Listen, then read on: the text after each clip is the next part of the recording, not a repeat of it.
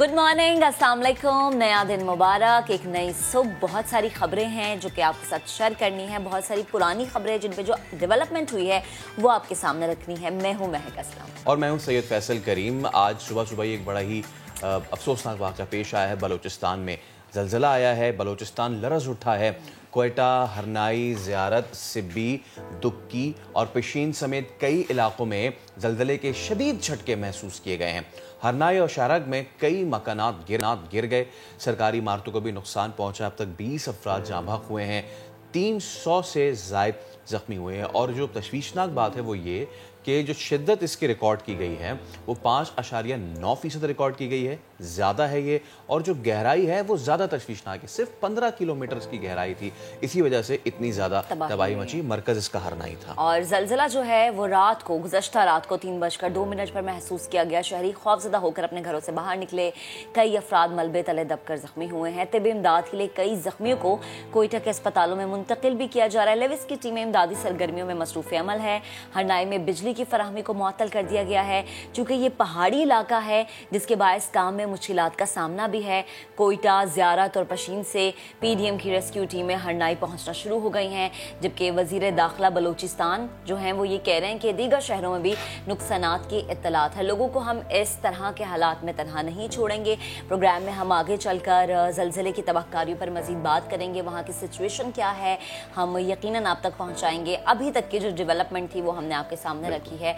आगे बढ़ते हैं, उस शख्सियत का जिक्र करते हैं। कल जब हम टेलीविजन स्क्रीन पर देख रहे थे उनकी नमाज़ जनाजा, तो यकीन करें कि एक तो हम फिर तो हैरत में भी मुब्तला थे कि इतना बड़ा जनाजा, और दूसरा दिल हमारे बहुत अफसरदा थे। हम जब उमर भाई की बात करते तो हम हमेशा ये कहते हैं कि वो ऐसी शख्सियत थी जिनके चले जाने से जो खला पैदा हो गया ना वो कभी पुर नहीं होगा। कल जब हम फैसल डिस्कशन भी कर रहे थे, जिन्होंने उनके साथ काम किया वो ये जैसे कह भी रहे थे कि उमर एक था, एक है और एक ही रहेगा। कोई दूसरा ऐसा हम इंडस्ट्री में नहीं देख सकते, या मैं ये कहूँ कि कोई दूसरा ऐसा हम अब एशिया में नहीं देख सकते कि जो कि ऐसा नाम कमाए कि उसने जो काम किया बाकमाल किया। यकीनन, लेकिन अब उस शख्स को आहू सिस्कियों में सुपुर्द खाक कर दिया गया है। दस्ते खाकी गुलशन इकबाल में वाक़ रहायशगाह से बाहर आया तो हज़ारों मद्दा और साथी फ़नकार अपने दिल, अपनी आँखों में और कांधा लगाने के लिए मौजूद थे। मैयत को नमाज़ जनाजा के लिए क्लिफ्टन तक लाया गया तो मैयत के साथ एक हुजूम आशिक़ा रवा दवा था। क्लिफ्टन में उमर शरीफ के नाम से मंसूब पार्क में नमाज जनाजा के लिए लोगों का एक सैलाब उमड़ आया। सैलानी वेलफेयर ट्रस्ट के चेयरमैन मौलाना बशीर फारूकी ने उनकी नमाज जनाजा पढ़ाई। अपनी ज़िंदगी दुखी लोगों को हंसाने के लिए वफ़ करने वाला लाजवाल फ़नकार अब नींद सो गया। उमर शरीफ को उनकी ख्वाहिश के मुताबिक अब्दुल्ला शाह गाजी के मज़ार के अहाते में सुपुर्द खाक कर दिया गया।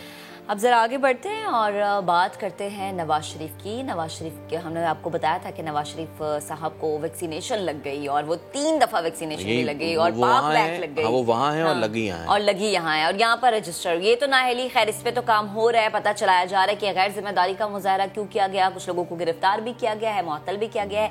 लेकिन जब मैं आपको बात बताने लगी ना उससे आप थोड़े से दंग रह जाएंगे। जो लोग नाश्ता कर रहे हैं ना वो शायद अपना चाय का कप साइड पर रख के एक दफ़ा फिर से देखेंगे कि ये एंकर ने क्या कहा है। नवाज शरीफ के बाद उनकी मरहुमा कुलसूम नवाज की भी वैक्सीनेशन हो गई है। मरहुमा कुलसूम नवाज की वैक्सीनेशन हुई है। इसहाक डार भी पाकिस्तान तो ना आए मगर टीका जरूर लग गया। उन्होंने पहले पाकिस्तान को टीका लगाया था, अब ये वो कौन सा टीका जो इसहाक डार साहब को लग रहा है। सीईओ ने जाली एंट्री की तरदीद कर दी है मगर महकमा सेहत पंजाब के सिस्टम में इसकी तस्दीक हुई है।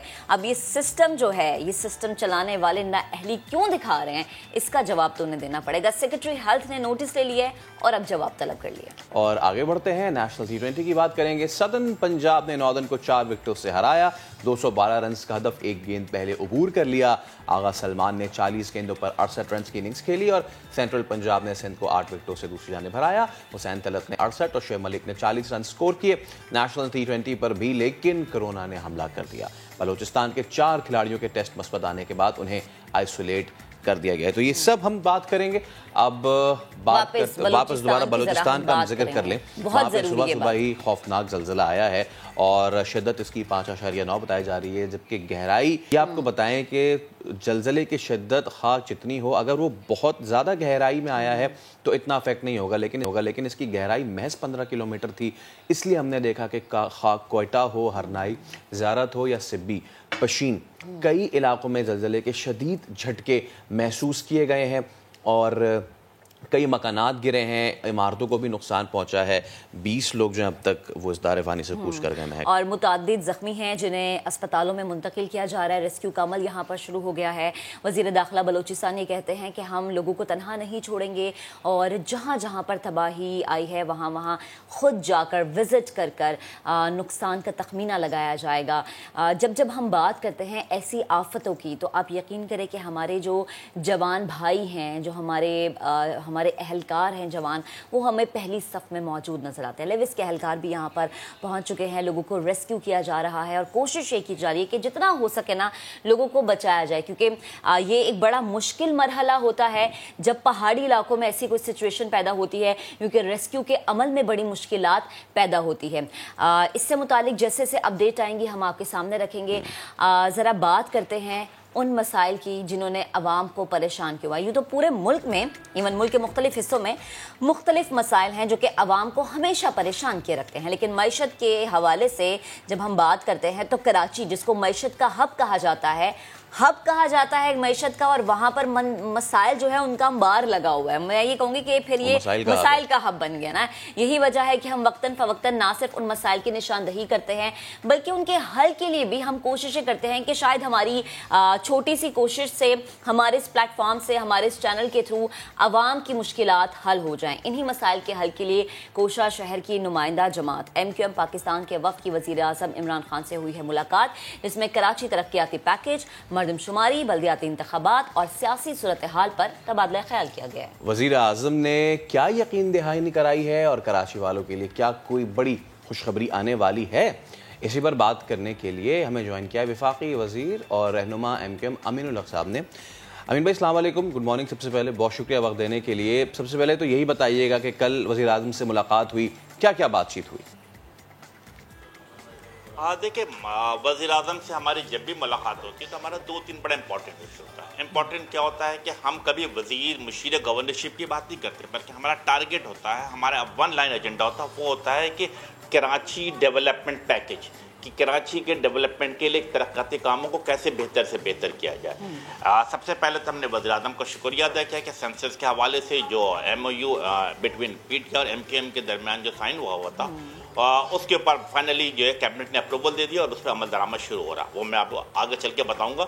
इसके साथ साथ जो हमने उनसे कहा कि कराची की तरक्याती स्कीमें जो चल रही हैं उसके ऊपर सीरियसनेस है, और मैं समझता हूँ कि वज़ीर आज़म की तरफ से एटलीस्ट हमें सीरियसनेस नज़र आया है कि इसी तरीके से ग्रीन लाइन जो जितने मंसूबे चल रहे हैं, हमने उनसे रिक्वेस्ट की कि हमें कम अज़ कम कराची को मेगा प्रोजेक्ट को तेज़ रफ्तारी और बर्क रफ्तारी के साथ चलाना है, ताकि कराची के अवाम जल्द अज जल्द उससे फ़वायद हासिल कर सके। तो यस, वज़ीर आज़म वॉज वेरी पॉजिटिव और उन्होंने तमाम चीज़ों पर हमसे ताउन, मुकम्मल तौर पर हमसे ताउन की यकीनदहानी कराई है। सही अमीन साहब, वैसे जब वज़ीर आज़म से कराची की बात होती है ना तो वो पॉजिटिव ही नज़र आता है, लेकिन अमलन हमें कुछ होता हुआ नज़र नहीं आता ना। अब कराची शहर के लिए मुआशी हब है, मसाइल इतने हैं कि ख़त्म होने का नाम नहीं लेते। मुझे बस ये बताएं कि वज़ीर आज़म ने कराची आना था, ये बातें हो रही थी, तो वो खान साहब कब कराची तशरीफ़ लाएंगे, और कराची तशरीफ़ लाने के बाद क्या इस दफ़ा हम देख सकते हैं कि कोई ऐसा बड़ा ऐलान जिस पर ये कशमकश की सूरत हाल पैदा ना हो कि इसमें सूबाई हुकूमत ये करेगी और वफाकी हुकूमत ये करेगी, वो पैकेज खासकर कराची की आवाम के लिए और वो खासकर खान साहब के हाथों से होने वाला हो? जी, आपने 2 सवाल एक साथ पूछ लिया कि अम्बलन कुछ नज़र नहीं आ रहा। मैं पहले अम्बलन का जवाब दे दूं, फिर प्राइम मिनिस्टर की विजिट टू द कराची की बात कर लेता हूँ। देखिए, अम्बलन तौर पे अगर देखा जाए तो कराची में पहली दफ़ा वफाक की मदद से मेरा ख्याल बहुत सारे तरक्याती काम हो रहे हैं। मसलन मैंने माजी में भी अर्ज़ किया है कि आज से 4 या 5 महीने पहले कराची के अवाम को 52 फायर टेंडर वफाक हुकूमत की तरफ से मिले। डिस्ट्रिक्ट सेंट्रल में 3 फ्लाईओवर बनाए गए। इसी तरह मंगो पे रोड और गार्डन पे जो 1 अरब रुपए की लागत से रोड बनाई जा रही है। इसके साथ क्या हुआ कि ग्रीन लाइन का मनसूबा, अल्हम्दुलिल्लाह मैं समझता हूँ कि ये 40 बसें आ चुकी हैं और 40 बसें इसी महीने 13 या 14 तारीख को और भी पहुँच जाएंगी और आप देखेंगे कि इंशाअल्लाह ताला इस महीने के आखिर में ये first week of the November पे ग्रीन लाइन की बसें भी रोड पे चलती हुई नजर आएंगी। स्टेट ऑफ द आर्ट बसें होंगी, कंप्लीट एयर कंडीशन बस होगी, उसके अंदर पर्सन विद डिसेबिलिटी के बैठने के लिए गुंजाइश होगी और आप और मैं अपना मोबाइल फ़ोन भी साथ साथ चार्ज भी कर सकता हूँ। तो मैं समझता हूँ कि यस, कराची के अवाम को ग्रीन लाइन का मंसूबा हो रहा है। इसी तरीके से KCR के हवाले से मेरा ख्याल है बड़ी बातें की जा रही थी कि KCR का मंसूबा अल्हम्दुलिल्लाह वज़ीर आज़म साहब कराची तशरीफ लाए, MKM उस पर मौजूद थे और MKM की कोशिशें काबिशियत में शामिल थी कि KCR के मंसूबे को भी लॉन्च कर दिया गया। इसमें क्या है, इसमें 207 अरब रुपए का लागत होगी और 20 अरब रुपए का इंफ्रास्ट्रक्चर होगा, यानी लगभग 225 अरब रुपए इसके ऊपर की जाए। इसके ऊपर भी हमने टाइमलाइन सेट किया। हमने टाइमलाइन क्या सेट किया कि 2 से 2.5 साल के अंदर अंदर या 18 महीने से 24 महीने से इसमें अमल किया जाएगा और इसका भी ट्रैक बना दिया गया है कि पूरे कराची में सर्कल चलेगी, यानी अगर कराची कैंट से चलेगी, कराची सिटी पे चलेगी, इसी तरह बल्दिया टाउन, औरंगी टाउन, नाजमाबाद होती हुई दोबारा हिल स्टेशन होती हुई दोबारा जो है हिल डिपो होती हुई ये दोबारा जो है डिग रोड होती हुई दोबारा सिटी स्टेशन पे पहुंच जाएगी। तो एक सर्कल मुकम्मल किया जाएगा। इसके ऊपर भी काम मुकम्मल हो चुका है। K4 के मंसूबे पे महक बड़ी खुशखबरी ये है कि वापडा बहुत तेज रफ्तारी और बर्फतारी के साथ काम कर रहा है। यानी कि आपको पता है कि 2009 से कराची के वहाँ पानी के बूंद बूंद को तरस से चले आ रहे, कोई मेगा प्रोजेक्ट नहीं था कि K4 का अपने हाथ में ले लिया। उसमें गुड न्यूज़ ये है कि 265 MGD की जो 2 ट्रैक बनानी थी, अब वो दोनों पे एक साथ काम शुरू होगा। उसका टाइमलाइन भी तय कर दिया है कि अक्टूबर 2023 सूरत में इस काम को मुकम्मल कर लिया जाएगा। मैं समझता हूँ कि यस हमें, और इसी तरह सबसे इम्पोर्टेंट बात मैं समझता हूँ कि कराची के अवाम का, सिंध के अवाम का, बलूचिस्तान के अवाम का और मैं समझता फाटा के लोग भी मुतालबा करते थे कि ये जो 2017 के जो सेंसस हुआ है इसके ऊपर अदम एतबार करते थे, अदम एतमाद करते चले आ रहे थे। आप सबने देखा था कि वज़ीर आला सिंध साहब ने भी इस पर शोर शराबा किया था, लेकिन अमलन इस पर किसने काम किया? MKM ने इसको फॉलो किया, MKM इसके पीछे लगी रही और फाइनली इसको कैबिनेट से अप्रूव कराया। और मैं समझता हूँ कि इसमें भी क्या किया, मैं आप सुनकर खुशी होगी, बल्कि आपके बड़े चैनल के जरिए मैं पूरे पाकिस्तान के अवाम को बताना चाहूँगा कि हमने इसमें भी टाइमलाइन तय किया है कि जो इंटरनेशनल स्टैंडर्ड है कि 14 महीने से 18 महीने के अंदर सेंसस के अमल को मुकम्मल किया जाएगा। हमने माजी में जो 1998 में जो सेंसस हुए थे उनकी कोताहियों गलतियों से सबक सीखा और हम इसे डिजिटल सेंसस के नाम पे लेके जा रहे हैं। हमारी क्या ख्वाहिश होगी कि जियो टैगिंग की जाए, जियो टैबलेट किया जाए, टेक्नोलॉजी का इस्तेमाल किया जाए और लोगों को इसमें इन्वॉल्व किया जाए। अच्छा अमीन साहब, बिल्कुल आपने सारी अच्छी बातें बताई, लेकिन जितने भी मंसूबे जो भी नाक़दीन हैं वो ये कहते हैं कि ये KCR हो या फिर ग्रीन बस हो, ये एक नहीं इसके 2 से 3 मरतबा इफ्तिताह हो चुके हैं। पहली चीज़ तो ये, इसका भी ज़रूर जवाब आप दीजिएगा। दूसरी चीज़ ये कि सर ये जो बसेस आई हैं, यकीनन कराची वालों के लिए तो बड़ी खुशगवार हैरत थी। जब इनका ड्राई रन भी हो रहा था तो लोग बड़े खुश थे, लेकिन सर आपको याद होगा कि आपके ही पुराने दौरे हुकूमत में, मुशर्रफ साहब के टेन्योर में अच्छी बसेज आई थी उनका, लेकिन सर कब्रिस्तान बन गया। और क्यों बना वो भी आपको बहुत अच्छी तरह पता है। तीसरी बात आपने पानी की बताई, पानी, K4 मंसूबा, वेरी गुड, वेल डन। मेरा सर इन तीनों सवालों का एक मेजर सवाल ये है कि कराची शहर इस ग्रोप्ड, कब्जा है माफिया का इसके ऊपर। आप पानी देख लें, आप ट्रांसपोर्ट देख लें या फिर आप कोई और दीगर चीज़ें देख लें, ये मंसूबे आ जाते हैं अमीन भाई, मंसूबे बिल्कुल आ जाते हैं, लेकिन उसके बाद ये कहीं हवा हो जाते हैं। क्या गारंटी है सर कि इस बार ट्रांसपोर्ट माफिया, इस बार वाटर माफिया और इस बार दीगर जो भी माफिया है वो इन मंसूबों को निगल ना जाएगा 6-6 महीने बाद? फैसल, बहुत अच्छी गुफ्तगू की आपने, बहुत अच्छी बात की। आप कराची में रहते हैं, कराची के मसाइल को समझते, डायनेमिक को समझते हैं। मैं भी कराची में पैदा हुआ, बसों पे, यूनिवर्सिटी के पॉइंट पे धक्के खाए हैं, मोटरसाइकिल पे सफ़र किया है, नीचे से ऊपर ग्रो किया, तो हमें तो कराची का चप्पा चप्पा पता है, कराची के मसाइल का अंदाज़ा हमें बिल्कुल इस बात का है कि मेरा ख्याल है कि 2004, 5, 6 में ग्रीन बसेज आई थी और कुछ साल चली, उसके बाद वो ख़त्म हो गए। 2009 के बाद वो मेरा ख्याल है कराची की सड़कों पर नज़र नहीं आई। हमने अब क्या किया, ये जो ग्रीन लाइन बसें है इसको हमने मेक श्योर किया है कि 3 साल तक वफाकी हुकूमत इसको खुद मैनेज करेगी और उसके बाद 3 साल के बाद सूबाई हुकूमत के हैंड ओवर किया जाएगा। उसमें भी मेक श्योर कर रहे हैं कि सिर्फ सूबाई हुकूमत के हाथ में नहीं हो, बल्कि पब्लिक प्राइवेट पार्टनरशिप की होगी। जब पब्लिक प्राइवेट पार्टनरशिप के साथ चलेगी तो जो बिजनेसमैन इसमें इन्वेस्ट करेगा वो इसको सेव भी करेगा और इसको प्रोलॉन्ग तरीके से लेके जाएगा। तो इसमें इस बात की हमने गारंटी की है कि अल्हम्दुलिल्लाह ये बसें सड़कों से गायब नहीं होंगी इंशाअल्लाह ताला।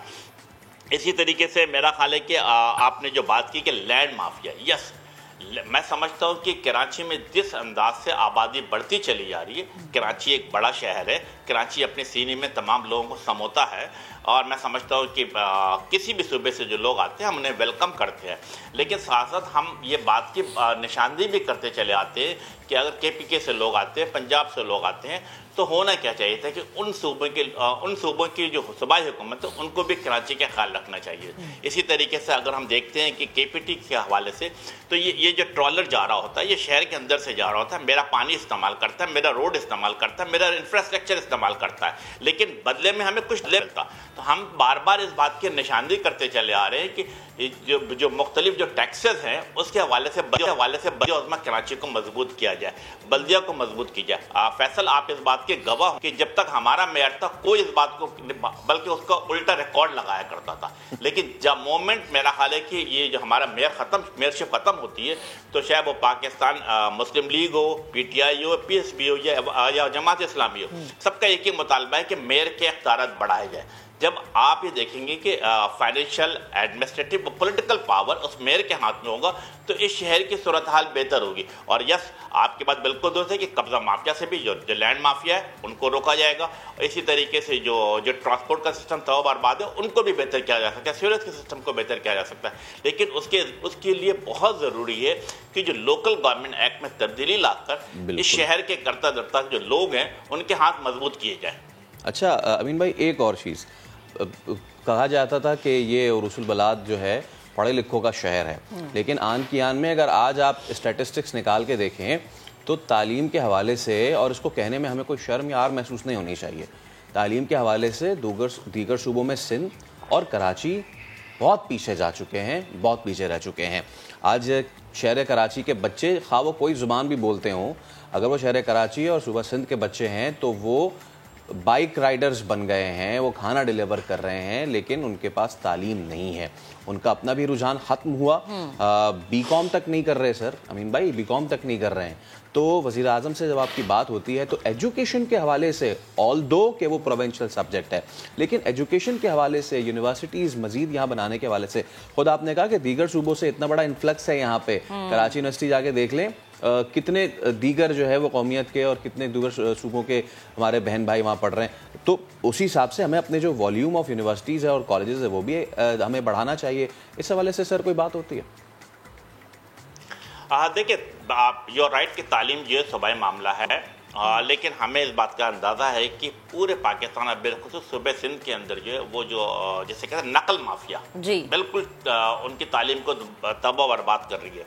सूबाई हुकूमत ने क्या किया? सूबाई हुकूमत ने तमाम जो हमारे अच्छे अच्छे स्कूल होते थे, कॉम्प्रहेंसिव स्कूल हुआ करते थे, पहले उर्दू मीडियम जो स्कूल होते थे, वहाँ से बच्चे पढ़ करके डॉक्टर इंजीनियर बनते थे, लेकिन उन स्कूलों को तबाह बर्बाद कर दिया गया। एक प्राइवेट माफिया पूरे शहर पर काबिज होती चली जा रही है। बिल्कुल हमारी इस बात पर नज़र है और हमें इस बात का अंदाज़ा है कि तालीम को बेहतर करने से कौमें तरक्की करती हैं। न सिर्फ ये बल्कि फैसल, मैं साथ इजाफा भी कर दूँ कि हमारी जो MK पाकिस्तान है, जो उसके पास ministry of IT and telecom, हमारी ख्वाहिश है कि कराची के नौजवानों को, शहरी सिंध के नौजवानों को IT की फील्ड में भी लेकर आए जाए, और इसके लिए हमने बड़े काम कर रहे हैं। इसके ऊपर आप ये देख के आपको एक खुशी होगी कि कराची IT पार्क का मंसूबा मेरा PSDB से मंजूर हो चुका है।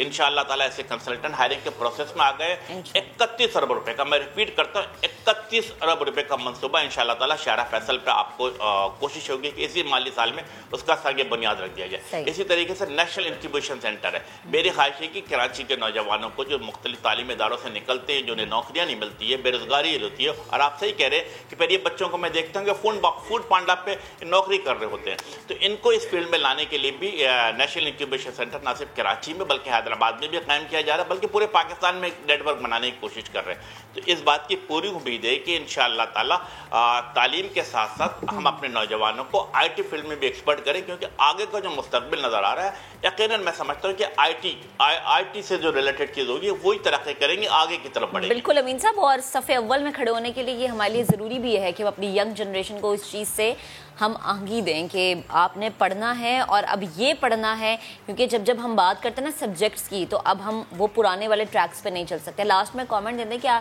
इस मुलाकात में, इस गुफ्तगू में आप की सियासत के हवाले से भी यकीनन कोई ना कोई बात हुई होगी, क्योंकि पिछले दिनों बड़ी बातकश थी कि MQM से बड़ी नाला नज़र आ रही है हमारी गवर्नमेंट, तो प्लीज़ ज़रा इस पर भी एक कमेंट कीजिएगा।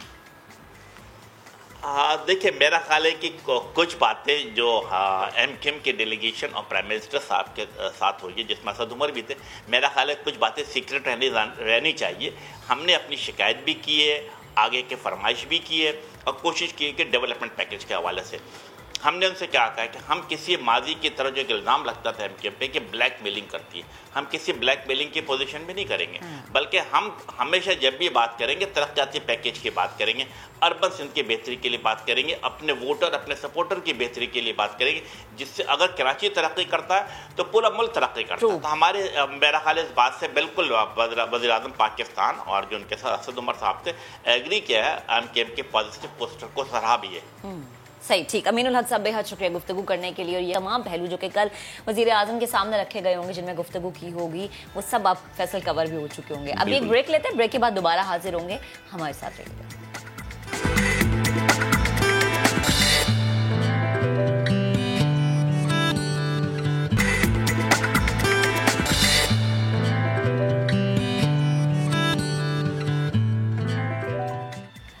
Welcome back. अब खबर ये है कि अगर आपने मोटरसाइकिल चलानी है तो पहले साइड मिरर लगवाना होगा, वरना क्या होगा, जुर्माना आयद होगा। अब वैसे तो मैंने आज तक बहुत ही कम मोटरसाइकिल ऐसी जिनकी साइड पे मिरर देखा है, मतलब अब तो नापैद ही हो गया ऐसी मोटरसाइकिल। हाँ, जो बात यह है कि वज़ीर आला सिंध सैयद मुराद अली शाह की ज़ेर सदारत सूबाई काबीना का इजलास हुआ और उसमें मोटर व्हीकल रूल्स में तरमीम की मंजूरी दी गई। इस तरमीम के मुताबिक मोटरसाइकिल सवारों को सेफ्टी के लिए साइड मिरर लगाना लाजमी करार दिया गया है और मुतल्लिका हुकाम को हिदायत भी उन्होंने दी है कि मोटरसाइकिल में साइड मिरर ना लगाने पर जुर्माना आयद किया जाए। लेकिन महक, जब ये चीज़ हुई तो फिर हम निकले सड़कों पे। अच्छा, फिर आपने लोगों की राय जानी और फिर कराची वालों ने क्या कहा? उनकी राय जानी और मोटरसाइकिल पे हमने उनसे बात करने की कोशिश की कि कहाँ है साइड मिरर। हमें लगा कि साइड मिरर लोग नहीं लगाते, शायद बहुत महंगा होगा, जवाब लेकिन बड़े मजे के सामने आए। हाँ, तो क्या क्या है जरा चल के चलें आपको दिखाते हैं।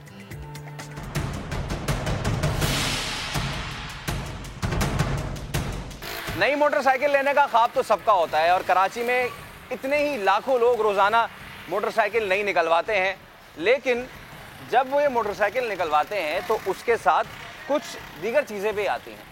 आज हम एक बहुत अहम चीज़ की बात करने जा रहे हैं जो मोटरसाइकिल की एक अहम जुज़ है। अब ये क्या है? ये है साइड मिरर। ये साइड मिरर आपकी ना सिर्फ डायरेक्शन को फैसला इसका करता है बल्कि आपकी ज़िंदगी भी बचाता है। और साइड मिरर जब आप नई बाइक लेने जाते हैं तो आपको साइड मिरर ऐसे, भाईजान शुक्रिया बहुत, थैंक यू, ये आपको मिलते भी हैं। लेकिन हमने देखा है कि बहुत सारे लोग साइड मिरर मोटरसाइकिल में लगाते नहीं हैं। आखिर ऐसा क्यों होता है? और क्या ये साइड मिरर इतने महंगे हैं कि एक बार अगर ख़राब हो जाए तो आप दूसरी बार लगाएंगे नहीं? चलिए कराची वालों से पूछते हैं।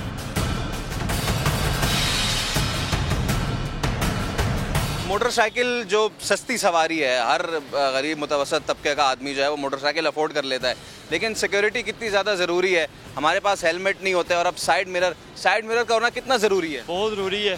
साइड मिरर के बगैर हम देख ही नहीं सकते पीछे कौन सी गाड़ी आ रही है, क्या सिस्टम है, क्रॉसिंग करने के लिए, ओवरटेक करने के लिए, वो देखना लाजमी है ना। साइड मिरर इतने हादसात होते हैं और आप मुझे बताएं साइड मिरर क्या लाखों का मिलता है जो बेचारे ये अफोर्ड नहीं कर सकते? साइड मिरर 200-400 रुपये का मिलता है और कंपनी लगाए इसीलिए होते हैं।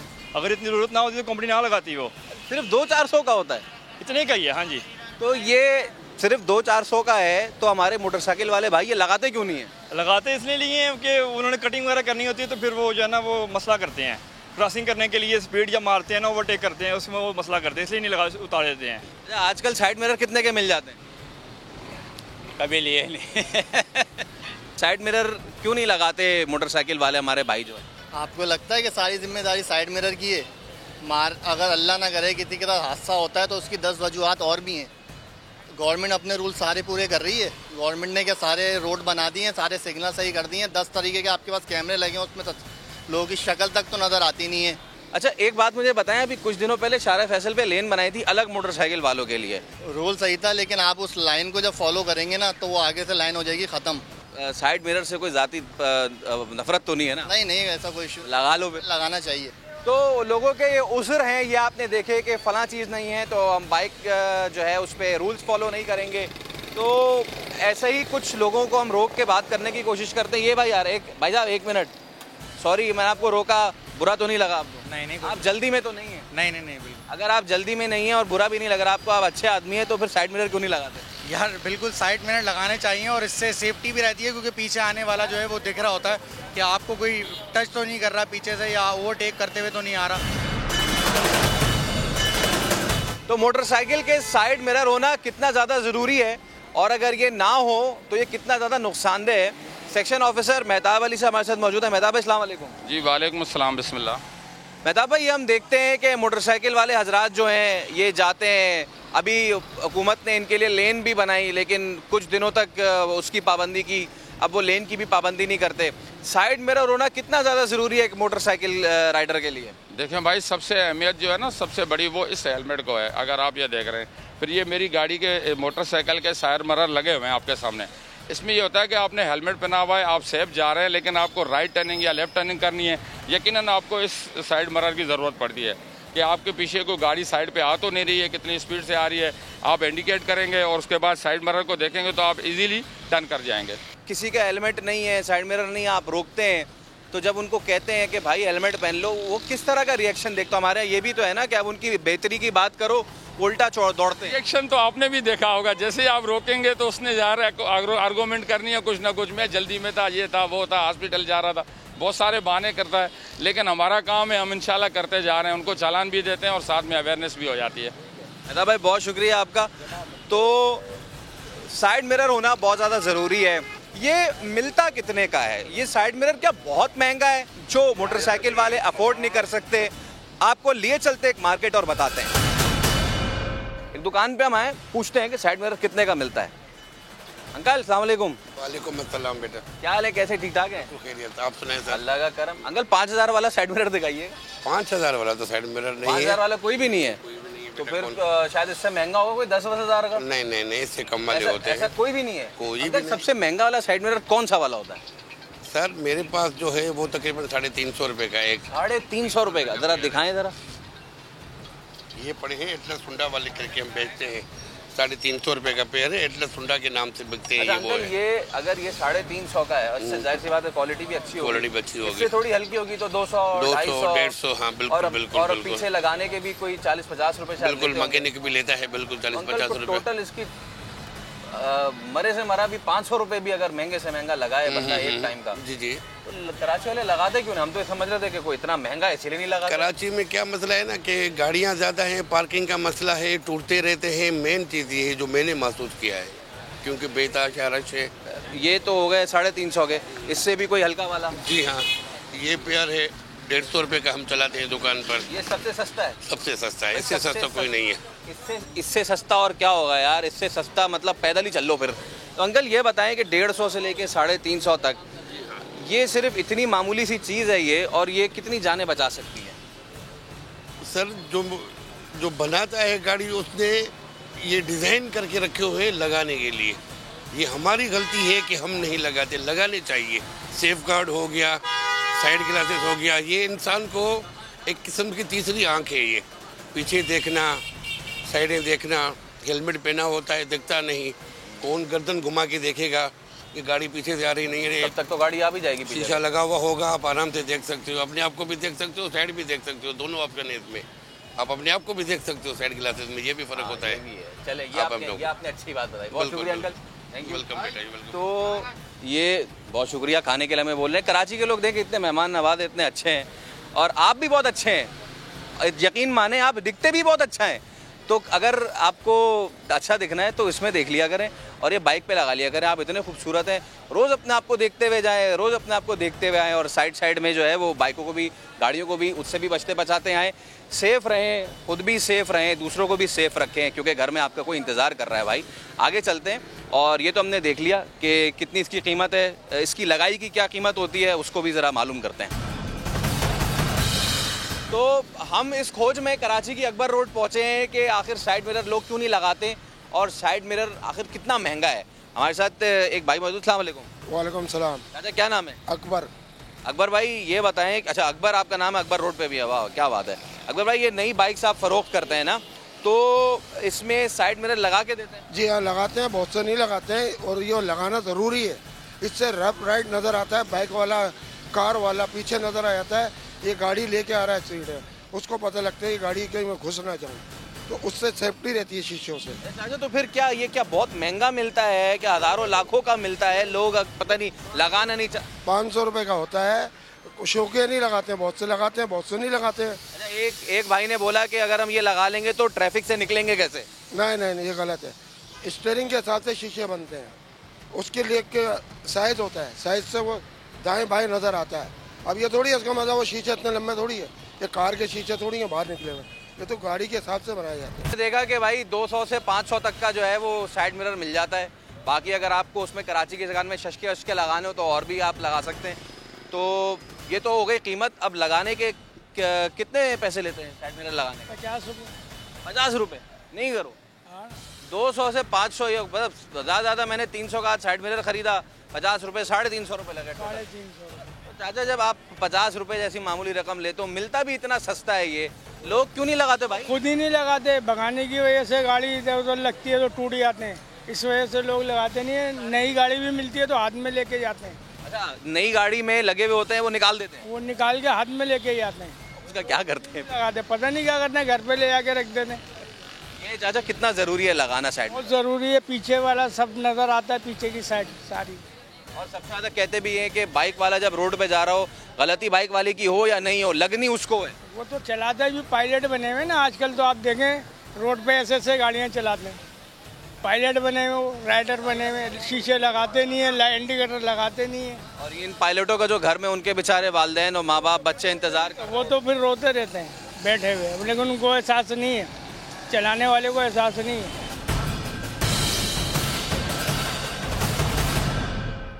200 से लेके 500 रुपये का ये मिरर मिलता है। भाईजान फिट कीजिएगा, और ये भाई 50 रुपये लेके फिट भी कर देते हैं। अब ऐसी आपको क्या परेशानी है कि आप इतनी मामूली सी चीज़ जो कि आपकी जान बचाने में मदद दे सकती है, उसको आप इस्तेमाल नहीं करते? तो अपना और अपने घर वालों का कुछ ख्याल करें, साइड मिरर लगवाएं। इसको देखने के बाद प्लीज़ ये 300 से 400 की चीज़ लगा लें, 50 रुपये दे दें। और अगर आप कहीं जाके बोलें कि जी हम समा का ये स्पेशल चीज़ देख के आते तो आपको कम भी कर देगा, लेकिन कम या ज़्यादा प्लीज़ लगा लें, लगा लें, साइड मिरर प्लीज़ लगा लें। लेकिन प्लीज़ ये मत कहें कि देखिए गवर्नमेंट ने ये नहीं किया, ये वाली सड़क नहीं बनी, ऐसा इंफ्रास्ट्रक्चर नहीं बना। एटलीस्ट बहैसियत शहरी आप अपनी जिम्मेदारी ज़रूर पूरी करें। आगे बढ़ते हैं, जिम्मेदारियों की बात हो रही है ना, तो एक लड़की, एक ऐसी नौजवान लड़की से आपको हम मिलवाएंगे जिन्होंने अपनी जिम्मेदारी समझते हुए बहुत सारे बच्चों का मुस्तकबिल संवारा है। पेशावर लिए चलते हैं, जहां जलवत हुमा ने स्ट्रीट चिल्ड्रन के लिए घर में ही आर्ट एकेडमी खोल दी है। अब इस आर्ट एकेडमी में बच्चों को क्या सिखाया जाता है, जानने के लिए देखिए पहले सजाद हैदर की रिपोर्ट।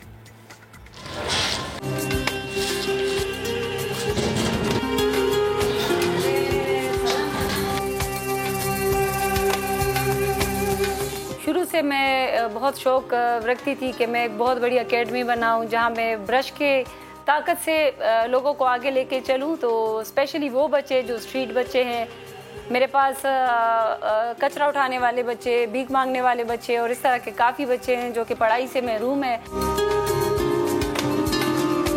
यहाँ पे ना सिर्फ आर्ट की क्लासेस दी जाती है, बट मैं चूँकि प्रोफेशनल मेकअप आर्टिस्ट भी हूँ, तो मैं बच्चों को मेकअप भी सिखा रही हूँ, कैलीग्राफी भी इनको सिखवा रही हूँ। मैंने उनसे भी टीचर रखा हुआ है। बच्चे हैं जिसमें 12 स्कूल गोइंग है, एजुकेटेड है, उनकी फ़ीस बहुत ही कम मैंने रखी है, बट वो इस वजह से रखी है ताकि उनकी फीस से मैं इन बाकी बच्चों के लिए काम कर सकूं। इनको कन्विंस करना और इनको यहाँ तक लेके आना ये एक बहुत ही मुश्किल मरहला था। ये तो मतलब दरवाजे से एंटर भी नहीं हो रहे थे। आगे एग्जीबिशंस करवाऊंगी ताकि इनको एक सोर्स ऑफ इनकम भी मिले। जेंसी हरासमेंट जिस तरह से बढ़ रहा है और जिस तरह शरह बढ़ रही है, जिस तरह केसेस हमारे माशरे में बढ़ रहे हैं, उसके लिए मैंने मार्शल आर्ट की क्लासेस इनकी रखवाई है ताकि ये बच्चे खुद को बचाने के लिए अपना दफा कर सके। स्पेशली वो खवातीन, वो बच्चियाँ जो घरों में बैठी है, जो बर्तन धो रही है या दूसरे मजबूरी में इस तरह के काम कर रही है, तो ये उन सब के लिए मेरी आवाज़ है। नहीं सकते, बना तो सकते हो कि ज़रूरी नहीं है कि आपके पास बहुत बड़ी बड़ी डिग्रियां हो। मतलब अगर आप डिग्री याफ्ता नहीं भी हो तो आप इन लोगों का मुकाबला लाइफ में कर सकते हो।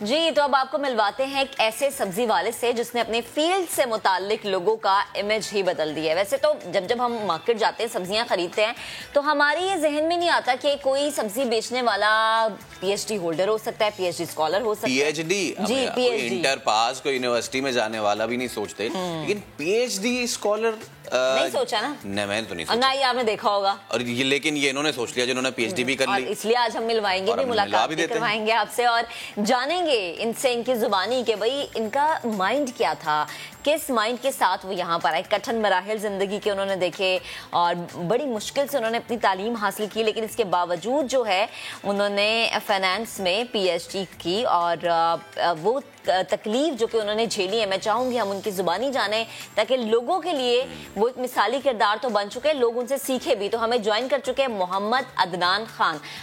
अदनान साहब, बेहद शुक्रिया वक्त देने के लिए, गुड मॉर्निंग। सबसे पहले ये जो ख्याल है ना कि सब्जी मंडी में स्टॉल लगाना, इस ख्याल के पीछे क्या साइकी है, मुझे तो पहले ये समझाएं जरा।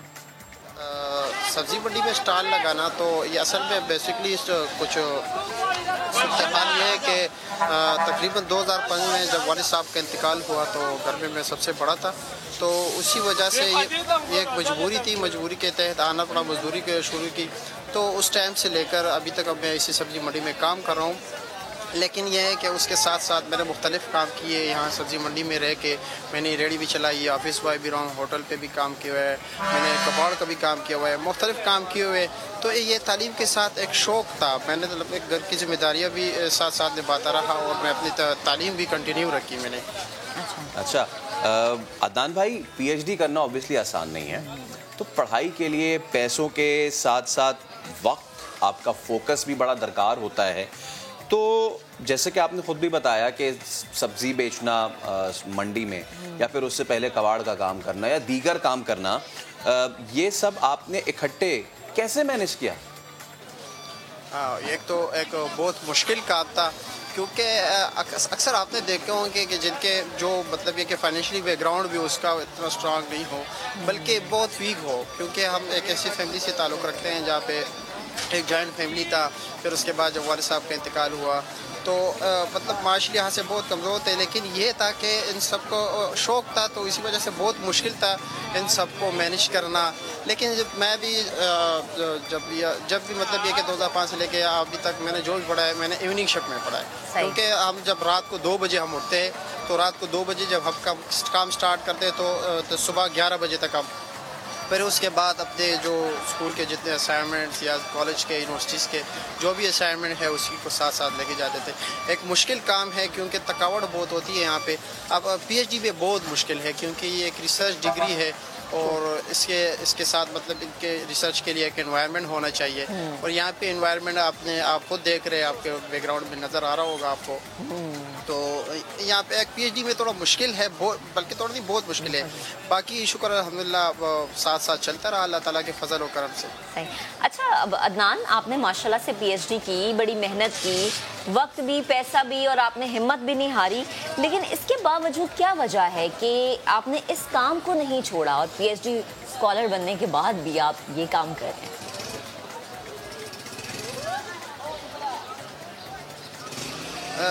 बेसिकली मैं पीएचडी कर रहा हूँ, मेरी पीएचडी कंप्लीट नहीं हुई, अभी मैं अपने थीसिस पे काम कर रहा हूँ। तो असल कंपटीशन बहुत ज़्यादा है, कंपटीशन मार्केट में देखा जाए तो बहुत ज़्यादा है। कुछ यूनिवर्सिटीज़ में मैंने अप्लाई भी किया हुआ है, लेकिन हो सकता है उनको कॉम्पिटेंट बंदा, हर किसी को अपने मतलब ऑर्गेनाइजेशन के लिए एक ऐसा बंदा चाहिए जो उनकी गोल को पूरा कर सके। हो सकता है मुझसे उससे कॉन्फिडेंट बंदे उन्हें मिले हो। मैंने किसी और जगह पे यहाँ इतनी खास अप्लाई नहीं की क्योंकि मुझे शौक़ ही है टीचिंग का, तो मैं इसी शोबे में जाना चाहता हूँ। मेरी कोशिश होती है कि टीचिंग के शोबे में जाऊँ, तो इसलिए टीचिंग के लिए कोशिश करता हूँ। इंशाल्लाह मिल जाएगी अल्लाह ताला के फजल और करम से एक दिन। अच्छा, पीएचडी जो है वो आप अभी आपकी चल रहे, थीसिस चल रही है, क्या सब्जेक्ट है थीसिस का अदनान भाई, अगर आप हमसे शेयर करें? अच्छा, मेरा बेसिकली जो मेरे एमकॉम है जो मैंने मास्टर कर रहा था, तो उस टाइम भी मैंने फाइनेंस स्पेशलाइजेशन थी। बीकॉम में भी अकाउंटिंग और फाइनेंस ही मैंने पढ़ा है, और एमएस जो अकाउंटिंग फाइनेंस रिफा इंटरनेशनल से मैंने किया है, और अभी जो मेरी पीएचडी और फाइनेंस में ही है। मेरे जो साइंस है उसके अंदर मेरा स्पेशलाइजेशन जो है और फाइनेंस का है। सही है। जब आप यूनिवर्सिटी में बताते हैं कि जी मैं ये पीएचडी कर रहा हूँ लेकिन मैं साथ में सब्ज़ी मंडी में ये काम करता हूँ, क्योंकि आप अदनान भाई आपको पता है ना कि हमारे यहाँ एक जो वाइट कॉलर कल्चर है, हम कुछ जॉब्स को ही अच्छा समझते हैं और बाकी कामों को हकारत की निगाह से देखती है हमारी सोसाइटी। लेकिन कोई भी काम बड़ा छोटा नहीं होता। अम्मी जान कहती हैं कि कोई भी काम बड़ा छोटा नहीं होता। तो जब आप बताते हैं लोगों को, क्या रिएक्शन आता है उनका? असल में ये जो बीकॉम, एमकॉम और एमएस की बात थी, तो जो मेरे क्लोज फ्रेंड थे, एक दो थे, तो उसको तो मैंने बताया था, उनको तो कोई मतलब इतनी प्रॉब्लम नहीं थी ना, मतलब। लेकिन ये है कि आप अपने सोसाइटी में यहाँ पे होते हैं ना, इंसान की कदर और इज्जत नहीं होती, स्टेटस नहीं होती है। जब आप स्टेटस किसी को बता देते हो ना, तो फिर वो आपसे दूरी इख्तियार कर लेते हैं, आपके साथ उठना बैठना वो पसंद नहीं करते। वो कहते हैं हमारे स्टेटस के लिए। तो पीएचडी में तो लोगों को पता था, जो मेरे दोस्त हैं उनको पता है कि ये सब्जी मंडी में काम करता है। वो क्योंकि वो मैच्योर थे, उनको इस चीज़ से प्रॉब्लम नहीं थी ना, उनको मतलब ये कि वो स्टेटस वगैरह को नहीं देखते, उनको पता था। और जो मेरे टीचर्स हैं उनको भी पता है, वो बहुत खुश होते थे, बहुत फख्र महसूस करते। बहुत से लोगों को अभी पता चला, लेकिन अभी जो आप मीडिया पे मतलब मुख्तलिफ चैनल्स पे आके लोगों को जब पता चला तो अप्रिशिएट करते हैं। जो मतलब मास्टर के दोस्त है, बैचलर के दोस्त है, एमएस में जो साथ थे, तो कॉल्स आते हैं, उनके मैसेजेस आते हैं, तो खुश होते हैं, फख्र करते हैं और उनकी जो है ना अच्छे हौसला अफजाई देते हैं। और बिल्कुल फख्र करना भी चाहिए क्योंकि माशाल्लाह से आप काम ऐसा कर रहे हैं। स्टेटस को देखते हैं। बिल्कुल आप सही कह रहे हैं। ये एक तल्ख हकीकत है कि स्टेटस को देखा जाता है, लेकिन जो काम आप कर रहे हैं वो मिसाली काम है। मैं ये भी पूछना चाहूँगी, जैसे हम जब पढ़ाई की बात करते हैं तो हमारे मुल्क में पढ़ना आसान नहीं है क्योंकि पढ़ाई बहुत महंगी हो चुकी है। इसके साथ साथ मैं ये जानना चाहूँगी, जो आपकी इनकम है, जो तनख्वाह है माहाना, ये जो आप माहाना कमाते हैं, उसमें सब कुछ कवर हो जाता है? और कितना? हाँ, कितना कमाते हैं आप? ये अल्लाह ताला का करम है, क्योंकि जब छुट्टियाँ होती है तो हम दिन में एक काम नहीं करते, दो, तीन, चार काम कर लेते हैं। तो इसी तरह शुक्र अल्हम्दुलिल्लाह ताला के फजल और करम से कवर कर लेते हैं। दूसरी बात यह है कि ये तो सब्ज़ी मंडी का काम होता है, जो जिनको उसका पता है सब्ज़ी मंडी के काम का, तो इसमें ऐसे होता है कि महीने ऐसे भी आते हैं कि हम लॉस में चले जाते हैं। अच्छा। मुकम्मल नुकसान कर लेते हैं। लेकिन यह है कि फाइनेंस का तालिब इल्म हो के इसको मैनेज करना शुक्र अल्हम्दुलिल्लाह बहुत सीखा है कि फाइनेंसिंग कैसी करनी है, खुद पे इन्वेस्टमेंट कहाँ पे करनी है, और ये भी सीख चुका हूँ। फिर यहाँ पे जब हालात थोड़े बिगड़ जाते थे, जो ख़राब होते थे, हम लॉस में चले जाते, तो फिर ये होता है कि यहाँ पे हम कुछ सिस्टम कर लेते हैं, जो हमारे होते हैं हम कमेटी कहते हैं। तो उसी तरह शुक्र अल्हम्दुलिल्लाह सबका एतमाद है मेरे ऊपर, तो उसी सिस्टम से एक निज़ाम चल रहा है। कभी किसी मतलब कोई क्योंकि इतना आउटस्टैंडिंग स्टूडेंट में था ही नहीं कि मुझे कोई मेरिट स्कॉलरशिप मिल जाता, और ना मैंने किसी वजीफे या कोई और जो स्कॉलरशिप है जो रिजर्व स्टूडेंट के लिए होता है, तो कोई ऐसे जो पुअर स्टूडेंट्स के लिए अक्सर जो स्कीम्स आते हैं, तो ऐसे स्कॉलरशिप के लिए मैंने कभी अप्लाई नहीं किया है, क्योंकि मुझे अच्छा नहीं लगता था।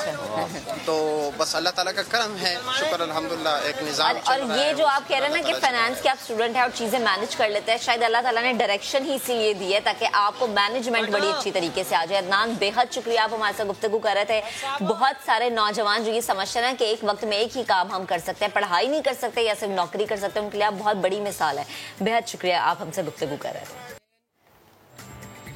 तो देखिए, हिम्मत करे इंसान तो क्या नहीं हो सकता। कोई उज़र नहीं है कि अगर आपके पास वसाइल नहीं है और मसाइल बहुत ज़्यादा हैं तो आप पढ़ाई से मुंह मोड़ लें। आगे बढ़ते हैं और ब्रेक पे जाएंगे, लेकिन ब्रेक पे जाने से कबल हम आपको जब ब्रेक के उस पार आएंगे तो कहीं लेके जाएंगे। खूबसूरत सी जगह है और मुझे लगता है कि दुनिया में जो लोग देखते हैं ना इंटरनेट पे ये जगह आना चाहते हैं पाकिस्तान, क्योंकि हमारी सयाहत बहुत महफूज है और बहुत ज़्यादा खूबसूरत मनासिर भी हैं। हौसला रखें, ब्रेक के बाद आपको भी दिखाएंगे। पहले एक ब्रेक लेते हैं, ब्रेक के बाद दोबारा हाजिर होंगे। हमारे साथ रहिएगा।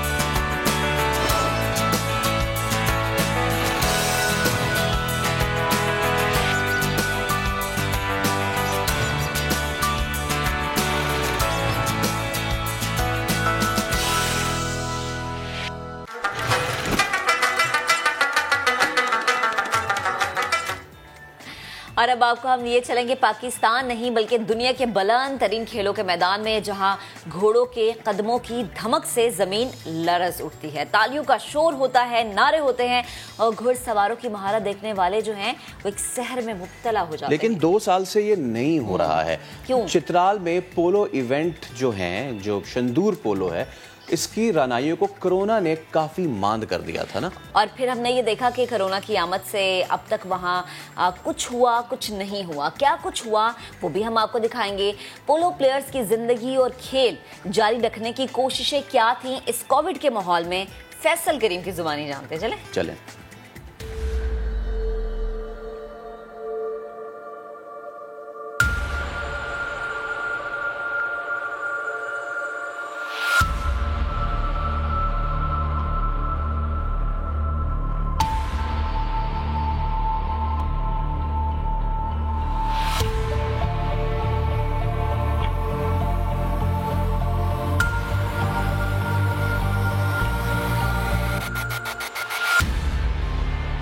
बारह 12,000 फीट से जायद पे कायम ये पोलो ग्राउंड मुंतज़िर है अपने खिलाड़ियों के लिए और उससे भी ज़्यादा मुंतज़िर अपने शायकीन के लिए कि कब वो आएं और इस सूने मैदान को दोबारा आबाद करें।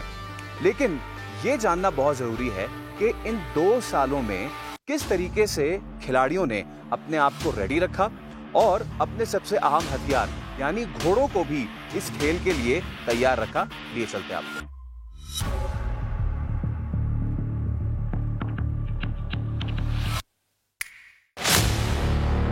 ये है अनवर वली खान, बूनी के पोलो प्लेयर। कोरोना के दिनों में भी अनवर और बूनी के दीगर खिलाड़ियों ने पोलो की मशक नहीं छोड़ी और इसके लिए इन्होंने अपना सबसे अहम हथियार यानी घोड़ों की खातिर मदारत और गेम रेडी रखने के लिए भी कोई कसर नहीं छोड़ी।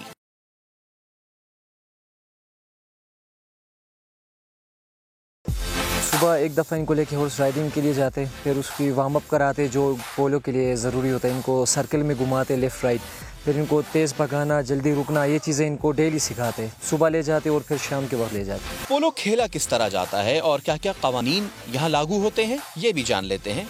तो चलिए पोलो ग्राउंड चलते हैं। और फिर वक्त आता है मैच का। घोड़े को एक हाथ से काबू करते हुए दूसरे हाथ से स्टिक से गेंद को मुखालिफ गोल पोस्ट से बाहर हिट करना, देखने में ये खेल इस कदर मुश्किल लगता है, लेकिन बूनी के इन खिलाड़ियों की इस मुश्किल खेल में महारत काबिल-ए-दीद, काबिल-ए-सताइश है और इसके लिए ये पूरा साल तैयारी करते हैं। यहाँ पे जो इस खित्ते में खेली जाती है, गिलगित हो गया या हमारा चित्राल हो गया, यहाँ पे हम फ्री स्टाइल पोलो खेलते हैं। ये इंटरनेशनल लेवल पे जो खेलते हैं ये उससे ज़रा मुख्तलिफ गेम है। इसमें हमारे पास कोई रूल्स नहीं होता, कोई चक्कर नहीं होती है। यहाँ पे कोई एक ही घोड़े पे आपने सारा गेम खेलना होता है। तो इंटरनेशनल में ये होता है कि वहाँ पे 7 मिनट बाद एक घोड़ा चेंज होता है और चार घोड़ों पे हर बंदे के पास 4 घोड़े होते हैं। हर टीम में 4 बंदे होते हैं। हमारे यहाँ पे एक टीम में 6 बंदे होते हैं, हर बंदे का एक घोड़ा होता है। एंड तक उसी के साथ खेलना पड़ता है। पूरा साल हम तैयारी करते हैं। ये पूरा इतना महंगा खेल है, मतलब घोड़े को रखना, फिर इसको मेंटेन करना, फिर इसको राशन देना, ये बहुत मुश्किल काम है। इसलिए पूरा साल लोग इसके लिए तैयारी करते हैं। लेकिन ढाक के वही 3 बात। पहला, सहूलियात का ना होना, दूसरा, हुकूमती सरपरस्ती ना होना और तीसरा, मैदान का ही सिरे से ना होना।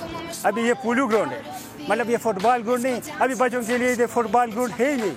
मतलब इधर फुटबॉल ग्राउंड होना चाहिए। अभी ये पोलो ग्राउंड है, अभी ये ख़त्म हो जाए। कल एक शिफ्ट कल खेलेगा इधर, आज एक शिफ्ट आज खेला, एक शिफ्ट कल खेलेगा, इसलिए ये ख़त्म हो जाता है। हमारे पास खिलाड़ी तो बहुत अच्छे हैं, लेकिन खेलने के लिए मैदान नहीं है। हुकूमत से अपील है कि हमें मैदान दिए जाएं। मैदान हो या ना हो, खेल तो जारी रखना है, इस उम्मीद के साथ कि अगर थोड़ी सी हुकूमती सरपरस्ती मिल जाए तो हमारे ये प्लेयर्स बैनुल-अक़वामी सतह पे मुकाबला कर सकते हैं। कोरोना वबा की वजह से जहां जिंदगी के कई अहम शोबों का पहिया रुक गया, वहीं खेल भी उनमें से एक था। पोलो, जिसे बादशाहों का खेल कहा जाता है, पिछले 2 साल से इसके इंटरनेशनल फेस्टिवल या फिर लोकल फेस्टिवल नहीं हो रहे हैं। ऐसे में अनवर वली खान जैसे पोलो प्लेयर्स ये मेक श्योर करते हैं कि किस तरह वो अपने आप को भी और अपने सबसे अहम हथियार घोड़ों को भी बिल्कुल फिट रखें। सैयद फैसल करीम, बुनी, चित्राल। आया ना मजा? फैसल, वैसे आपने घुड़सवारी की थी? जी जी मैंने की थी। उसको घुड़सवारी नहीं कहते, उसको घोड़े पे बैठना कहते हैं और उसके बाद वहां से बैठ के उतरना कहते हैं। मुश्किल होता है। बहुत मुश्किल होता है। अच्छा जी, एक और जगह की सैर आपको हम करवाएंगे। गिलगित बल्तिस्तान का जिला खिज़र, जिसके बुलंदो बाला पहाड़ों में छुपी है पाकिस्तान की सबसे खूबसूरत और सबसे बड़ी कुदरती ये जब मैं गया था तो ये नहीं कर पाया था। ये झील है खोकश झील इसको कहते हैं। इसका रंग आप देख रहे हैं, ये रंग बिल्कुल ऐसे ही है और इसमें कोई, जिसको कहते हैं ना कोई एडिट वगैरह, कोई एडिट वगैरह नहीं है। जो जाता है दीवाना हो जाता है। तो मैं भी शायद आगे चंद महीनों के लिए दीवाना होने जा रहा हूँ इंशाल्लाह। लेकिन लोगों को अभी लिए चलते हैं, अभी लिए चलते हैं। और इसके अंदर एक ऐसा खजाना जिसका हर कोई दीवाना है। वो खजाना क्या है? स्पेशल रिपोर्ट एक बनाई गई है आपके लिए, आपको दिखा दो। जादू नगर की जादू भरी लहरें, खूकुश झील।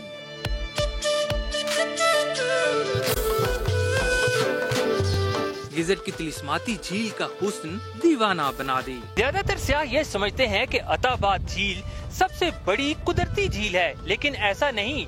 सबसे बड़ी कुदरती झील गिलगित बल्तिस्तान की खूकुश झील है। 9 किलोमीटर रकबे पर गिलगित बल्तिस्तान की सबसे बड़ी कुदरती झील जल तरंग बजाए मौजे ऐसे बल खाएं कि जो देखे यहीं का हो जाए। सुनहरी किरणों पर नीले आसमान की चादर, घुंघरियाले बादल और उनके नीचे बहता फिरोजी पानी, जैसे जमीन पर जन्नत का कोई टुकड़ा हो। पूरी नाले का नाम खूकुश है। जहाँ ये झील मौजूद है, इसी जगह को बहाक कहते हैं। ये इस एरिया बरसत से वहाँ तकरीबन 20-22 किलोमीटर के फासले पर वाक़या है और 11 किलोमीटर तक अभी गाड़ी जाता है। वहाँ से आगे 2.5 घंटे का रास्ता है, वहाँ पैदल जाना पड़ता है। जितनी हसीन ये झील है, आबी हयात के लिए उतनी ही जरखेज भी है। ट्राउट मछली को भी यहाँ का पानी बहुत भाता है, इसीलिए अफजाइश भी खूब है। ये झील पूरी नादन एरिया में बहुत बड़ी मशहूर झील है और ट्राउट मछली की बहुत बड़ी जखीरे वहाँ पे मौजूद है और बड़े बड़े लोग, बहुत सी शौकीन लोग इसको देखने के लिए आते हैं, फिशिंग के लिए आते हैं। और गवर्नमेंट पाकिस्तान ने अभी इसकी एक दिन का फिशिंग के लिए 10,000 रुपए मुकर्रर किया है। पहाड़ों के दरमियान बल खाती लहराती ये झील 4 हिस्सों में बटी नजर आती है, लेकिन पानियों के धारे एक दूसरे से जुड़े हैं। रास्ता तो इसका बहुत मुश्किल था क्योंकि कोई ट्रैक नहीं है, आपको रफ ट्रैक है, उस पर आपको आना पड़ता है। लेकिन यहाँ पे जैसे ही आप पहुँचते हैं और इसके नज़ारे देख के, इसका कलर देख के, जिसका कलर है वो बहुत ही प्यारा है और यहाँ पे आके हर बंदे की थकन बहुत दूर हो जाती है। खूकुश झील का पानी ग्लेशियर से बहकर आता है। नवंबर से अप्रैल तक ये झील जम जाती है। आबिद अली, समा, खूकुश झील, गिज़र, गिलगित बल्तिस्तान। आगे बढ़ते हैं और उन बदनसीब बच्चों की बात करते हैं जिन्हें दुनिया में जन्नत कमाने का मौका मिला, लेकिन उन्होंने जन्नत को ठुकरा दिया, घर से निकाल दिया। बूढ़े माँ बाप, जिस उम्र में उन्हें बच्चे सबसे बड़ा सहारा लगते हैं, उस उम्र में ये बूढ़े माँ बाप जिनके चेहरे पे झुर्रियाँ, जिनकी वालिद साहब जिनकी दाढ़ी सफ़ेद हो चुकी है, बच्चों को पालते पालते इन्होंने अपना सब कुछ गंवा दिया। उन बच्चों ने माँ बाप को तन्हा छोड़ दिया, सिसकने के लिए, तड़पने के लिए। पहले शाहीन मिशाल की आपको रिपोर्ट दिखाते हैं, फिर इस पर गुफ्तगू करते हैं।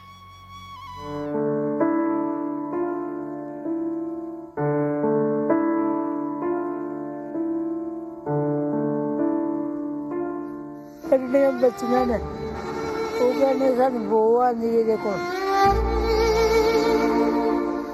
बेटा है यहाँ पे सामने घूमता है, सबको ये बोलता है जी मेरा माँ बाप मर गया हुआ है। सर पे रावी का पुल और दिल दुखों का दरिया, टूटी फूटी झोंपड़ी जिसमें माँ की तड़पती ममता और जवान कांधों का मुंतजिर बूढ़ा बाप औलाद की बेहिसी की दुख भरी दास्तान बने हुए हैं।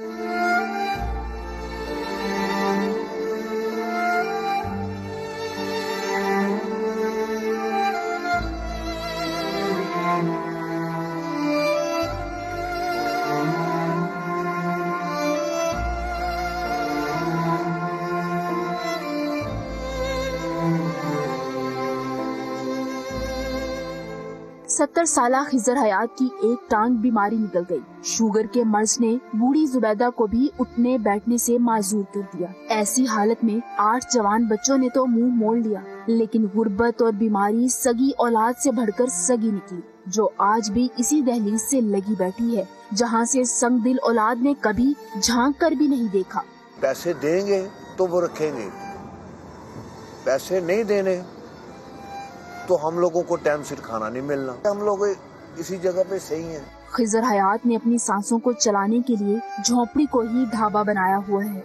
बाप सिरां दे ताज मुहम्मद ते मावा ठंडियां छावा, हर एक चीज बाजारों लभदी ते नहीं लभदियां मावा। अपने माँ बाप का दिल न दुखाए, खुदारा अपनी जन्नत को दोज़ख न बनाए। कैमरामैन लियाकत बशीर के साथ शाहीन मिशाल, समा, लाहौर।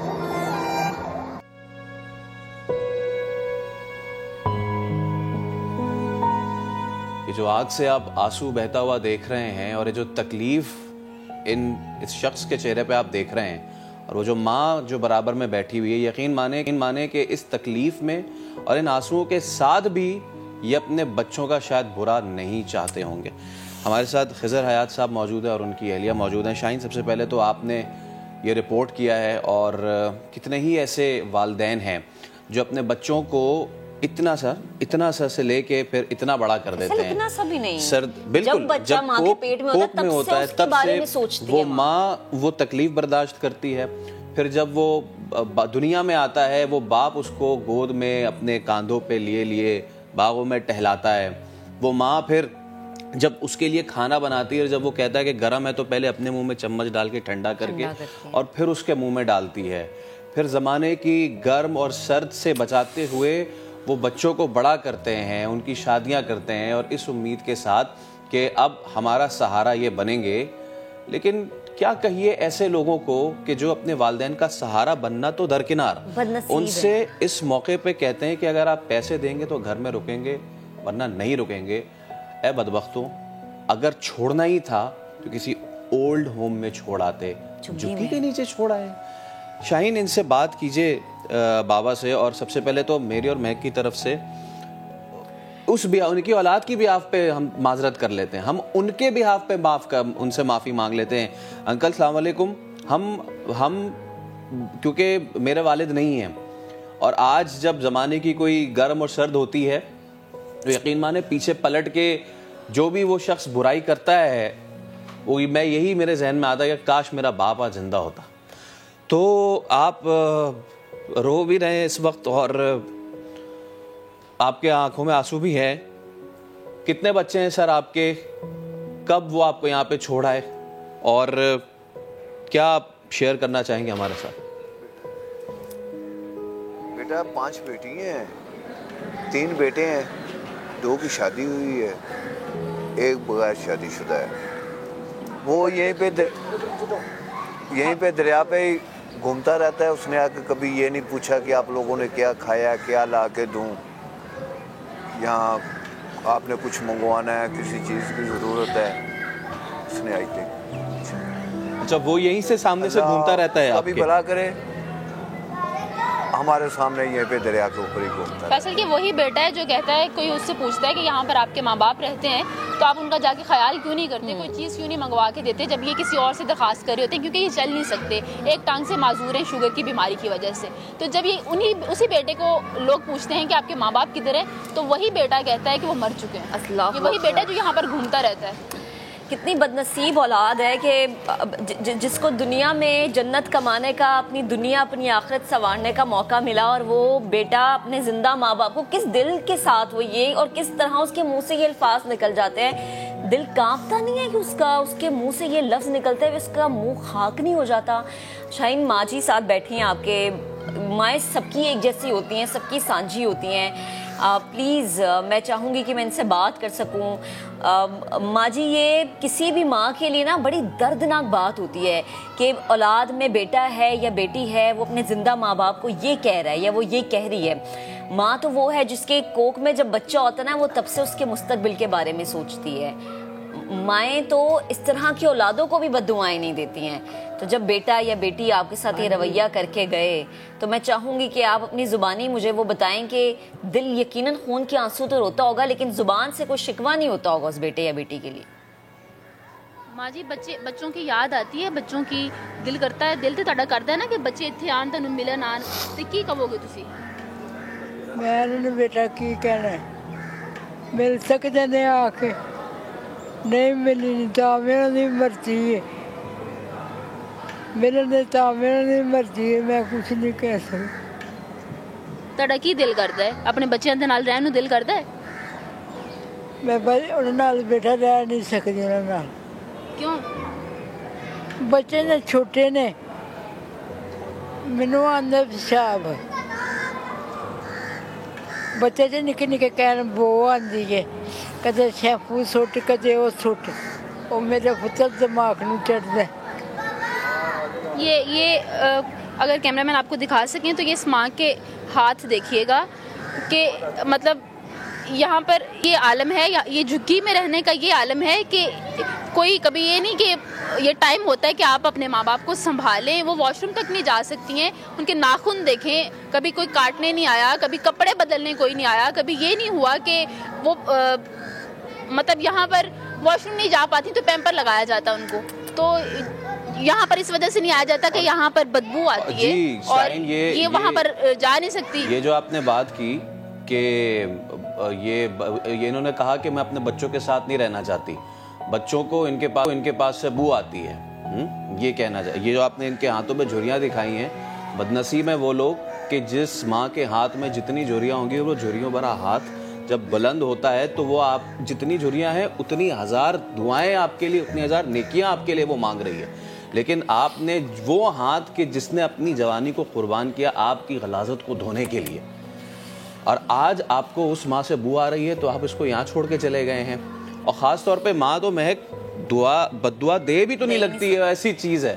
लेकिन खुदारा उन बच्चों से हमारी ये दस्त गुजारिश है, ये हाथ जोड़ के, कि अगर बाप बद्दुआ दे दे तो आप ज़िंदगी में कहीं के भी नहीं रहेंगे। बाप बद्दुआ दे ना अगर, तो ज़िंदगी में कहीं भी नहीं रहेंगे। खिज़र साहब, क्या आप मुझे ये बताइए, आप क्या काम करते थे, आपकी ज़िंदगी कैसे गुजरती थी? पहले ज़रा अपने इब्तदा के दिन है वो हमसे ज़रा शेयर कीजिए। बेटा मैं वेल्डर था, ये गेट, जाली, खिड़की, दरवाज़ा, आटे की चक्कियाँ, मुंजी का शैलर, जोने की मशीनें, इनका मैं कारीगर था। तो अच्छा अंकल ये बताएं, आपकी जो औलादें हैं वो आपने कैसे उनको पाला? उनको, आप खुद वेल्डर थे और ये सारे काम करते थे, उनको भी क्या काम पे लगाया या उनको पढ़ाया लिखाया, ये बताइए। नहीं बेटा, इतनी गुंजाइश नहीं थी, उनको काम सिखाया, कारोबार कि चलो आज ये करेंगे तो कल को इनका ये आसरा बन जाएगा, मगर इन लोगों ने काम सीख के तो छोड़ दिए। जो बाप ने सिखाया हाथ पकड़ के, बाप ने हाथ पकड़ के काम सिखाया, एक तो जो शख्स आपको, एक तो बाप ऊपर से सिखाए तो वो उस्ताद, तो बाप और उस्ताद दोनों का साथ छोड़ दिया। अंकल वो बच्चे जब आते हैं इधर तो देखते हैं आपकी तरफ, और क्या आप उनकी तरफ देखते हैं? और कहते तो शायद कुछ नहीं होंगे, आंखों में उनकी शर्म लगती है आपको? बेटा उन लोगों को शर्म नहीं आती। एक यहाँ पे घूमता है दरिया के ऊपर मेरे पास ही, उसने आपके कभी ये नहीं पूछा कि आप लोगों को क्या चाहिए, कुछ चाहिए मैं ला दूं। दो हैं बड़े, एक फैसलाबाद में है, एक ये कामों की है, जो कामों की हाल है पोथरे हम 4 माह हो गया मेरे को बोलते हुए कि हम लोग आ रहे हैं, मगर कोई भी नहीं आया। नहीं आते, अल्लाह उनका भला करे बेटा, मैं क्या बोल सकता हूँ। एक बेटे को तो आपने देखे हुए कितना अरसा हो गया? एक बेटे को? उस बेटे को 1 साल हो गया देखे हुए, जो उससे जो छोटा है उसको 2 साल 2.5 साल हो गया देखे हुए। नहीं आते बेटा, क्या करें। दुआ ही है, अल्लाह उनका भला करे, जो हम लोगों के साथ किया वो उनकी औलाद उनके साथ ना करे। ये वो कहते हैं कि जैसी करनी वैसी करनी। आप बिल्कुल ठीक फरमा रहे हैं। अब मैं अगर आपको बाबा कहूँ तो यकीनन आप बुरा नहीं मानेंगे। जो दुनिया है वो मकाफाते अमल है, और जो आपके बच्चे कर रहे हैं ना वो यकीनन आगे भुगतेंगे अपनी ज़िंदगी में, क्योंकि ये उन्होंने अपनी जन्नत ख़राब की है, अपनी उन्होंने आखिरत ख़राब किया। मैं कहती हूँ 8 बच्चों में से क्या कोई भी इस काबिल नहीं रहा, क्या कोई भी इतनी सेंसेस में नहीं रहा कि वो अपने बूढ़े माँ बाप को इनके हाथों की तरफ देखे, इनके प्यारे हाथ, इनका ये चेहरा, जिन्होंने इनको पाला, जिन्होंने इनके लिए मेहनतें की, आज वो जिस हाल में है। मैं आपसे ये पूछना चाहूँगी कि गुजर बसर आपका कैसे होता है, खाना पीना आपका कैसे होता है? बेटा कभी तो इधर पका लेते हैं, मैं खुद पकाता हूँ, तो कभी बाज़ार से मंगवा लेते हैं। यहाँ पे एक मेरा दोस्त है, अल्लाह ताला उसकी ज़िंदगी करे, वो मेरे को हर चीज़ ला के देता है, जो मेरे को चाहिए होता है मैं उसको बोलता हूँ। नहीं, आप वो ये भी पूछ रहे हैं कि आप काम क्या करते हैं, गुजारा कैसे होता है? ये जो चाय का लगाया हुआ है बेटा, ये यहाँ पे जंप लगाए हुए हैं, एक जंप लगा हुआ है, एक पींगे लगी हुई हैं, एक ये चाय का ढाबा है, इससे कुछ गुजारा हो रहा है। कुछ बार मेरे दोस्तों ने, बच्चियों ने मेरे साथ हेल्प की है, अल्लाह ताला उनकी ज़िंदगी करे, उनको अल्लाह ताला बहुत ज़्यादा दे। हम लोगों की तो यही दुआ है। अंकल मुझे ये बताएं, आपके साहबजादे भी हैं और बेटियां भी हैं आपकी, ऐसा ही है? जी। अच्छा, ये चले बेटे तो नाखलफ निकल गए, उनके गर्दन में सरिया आ गया और वो चले गए। बेटियां तो बाप की बड़ी प्यारी होती हैं ना, तो उन्होंने भी साथ कोई नहीं दिया? बेटा, एक बेटी के पास मैं जब ये मेरा ऑपरेशन हुआ है, टांग कटी है, एक बेटी के पास गए, वो ले गई मेरे को हॉस्पिटल से उठा के, तो वहाँ पे जाके भी मैंने बेटा अपनी जेब से खर्चा किया है, मैंने उसका नहीं करवाया। सही। ये ना मेरा दामाद बोले कि ये दोनों बूढ़ा बूढ़ी मेरे हम लोगों के पास आ गए हैं, हम लोगों के ऊपर वजन बन गए, इसलिए बेटा वहाँ पे बैठ के अपना खर्चा किया है। अल्लाह ताला मेरे बड़े भाई की ज़िंदगी करे, अल्लाह ताला उसको भी बहुत ज़्यादा दे। ये मेरे ऊपर जितना भी खर्च किया है मेरे बड़े भाई ने किया है, तो उसकी बच्ची बीमार है, अल्लाह ताला उसको भी सेहत दे। अच्छा, बच्चों का अब क्या कहना है? अंकल ये बताएं कि जाहिर सी बात है, और एक दिन में तो ये तमाम तर चीज़ें नहीं हो जाती ना। आपने जब आप बच्चों के साथ रह रहे होंगे, बल्कि ये नहीं कहना चाहिए, बच्चे आपके साथ रह रहे होंगे, तो ये शुरू हो गया होगा, कई दिन से ये लड़ाई झगड़े ये सारे मामलात हो रहे होंगे। कब वो वक्त आया कि जब एक दिन आपके ही बच्चों ने आपको बोला कि जी अब आप नहीं रह सकते, आप जाएं? नहीं बेटा, असल में बात यह है कि मैं खुद उनसे आ गया हूँ। सही। वो इसलिए कल को बहू बोले कि ये बो आती है, जैसे ये दोतरियाँ मेरी बोलती हैं कि नानी उधर है जी, हम लोगों को बो आती है। ठीक है, उन लोगों को बो आती है, हम लोग यहाँ पे आ गए। 2 साल हो गए हम लोग। 2 साल में मेरा जो बड़े से छोटा बेटा है उसको तो 2-2.5 साल हो गए मैंने शक्ल नहीं देखी। जो उससे बड़ा है उसकी शक्ल देखी है, साल हो गया है। किसी ने आपको रोका नहीं था कि नहीं जाएं? बेटा, उन लोगों ने हम लोगों को नहीं रोका। वो इतना नहीं किया कि वो माँ को नीचे छोड़ने आ जाएं, फिर लेके ही जा रहा है बाप। ये नहीं उसने आके बोला कि अम्मी तुम नहीं जाओ, ठीक है, अब्बा उधर काम कर रहा है, ये है वो है। तो यहाँ से बैठ के मैंने उन लोगों को खाने के लिए भेजना है, इसका या जो पैम्पर लगने हैं मैंने यहाँ से भेजने हैं। तो इससे बेहतर है कि मैं अपने पास ले आऊँ। जो उन लोगों को मैंने भेजना इधर बैठ के हम लोग अपना कुछ दुख सुख भी बोल लेते हैं। तो यहाँ पे बेटा है वो तो कहता है मेरे लिए मेरा माँ प्यू मर गया हुआ है, तो हम लोग जिंदा मर गए हुए हैं, तो हमारे लिए बेटा वो भी मर गया हुआ है। वो इसलिए कि यहाँ से गुजरता है, उसने ये नहीं बोला कि आप लोगों को कुछ ला दूँ या ना। माँ बाप की यानी ज़रूरत का ख्याल नहीं रखा। अच्छा शाहीन, माँ जी आपके साथ मौजूद है, प्लीज़ मैं चाहूँगी आप अब उनसे पूछें कि वो अपनी औलाद के लिए कोई पैगाम, अगर वो बदबख्त औलाद देख रही है, कहीं सुन रही है या यहीं पास में भी मौजूद है, तो यकीनन अगर वो सुनती है अपनी माँ को तो शायद दिल में कुछ नरमी पैदा हो जाए। माँ का क्या पैगाम है अपने 8 बच्चों के लिए? किसी अपने बच्चे नू कोई पैगाम देना तुसी? मैं उन्होंने की बेटा पैगाम देना, उन्होंने आना ही नहीं, जिस पैगाम दे के की करना। फिर भी कोई तो दिल होएगा कि एक दफा कोई आके मिल जाए, शायद कोई आ जाए, सुनते पे होने ते आ जान। आनंद ते आ जान, मैं केड़ा उन्होंने कट छड्डना। दिल की करदा थोड़ा? ते दिल से कर दइए, मैं माँ वा, तू मेरी धी है, मेरा दिल से कर दे मिला अपने बच्चे नू, तो नहीं मिलना चाहते मैं की कर सकनी है। जिथे भी गए अल्लाह उन्होंने खुश रखे, अपने घर में अपने बच्चे तो सलामत रहन। ये माँ का दिल ही हो सकता है शाहीन, ये यकीनन टूट ही गई। ये माँ का ही दिल हो सकता है कि इतने जुल्म और सितम सहले और उसके बाद भी ये कहे कि खुश रहें बच्चे, क्या कर सकते हैं। हम इनके लिए यकीनन कोशिश करेंगे शाहीन। जी जी नहीं मिला नहीं तो मैं केड़ा काट देना। की कहना चाहते हो, की कह रहे हो? मैं कह मिल जाने तो मैं ना केड़ा कढ़ना, नहीं मिलन तो मैं मर्जी दे मालक ने, मैं कुछ दे नहीं सकती किसी ने। दुआवां तो दे ही सकते हो ना, दुआवां तो तुसी दे रहे हो। दुआवां से पुत्र खुश रहन तो ही बड़ी गल।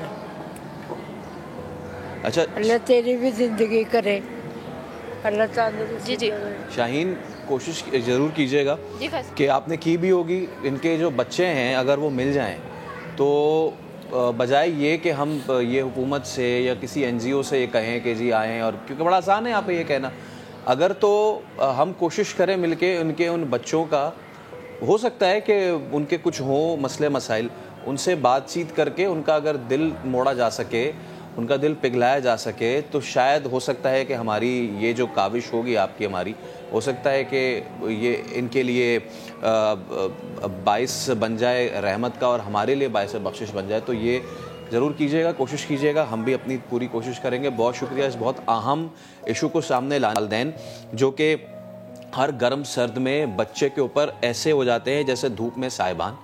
जब ऐसे बच्चे उस वक्त में उन माँ बाप के लिए साइबान हट के धूप बन जाए, तो उससे बड़ी कोई तकलीफ़ की बात हो नहीं सकती। हमारी पूरी कोशिश होगी कि ये जो मम्मर जोड़ा है अंकल आंटी हैं, इनके लिए हम ज़रूर कुछ करें, लाजमी करें। और अगर इनकी औलाद मिल जाती है और समझ जाती है तो मेरे ख्याल से उनके लिए एक मौका है इस दुनिया में भी। एक ब्रेक लेते हैं, ब्रेक के बाद दोबारा हाजिर होंगे, हमारे साथ रहिएगा।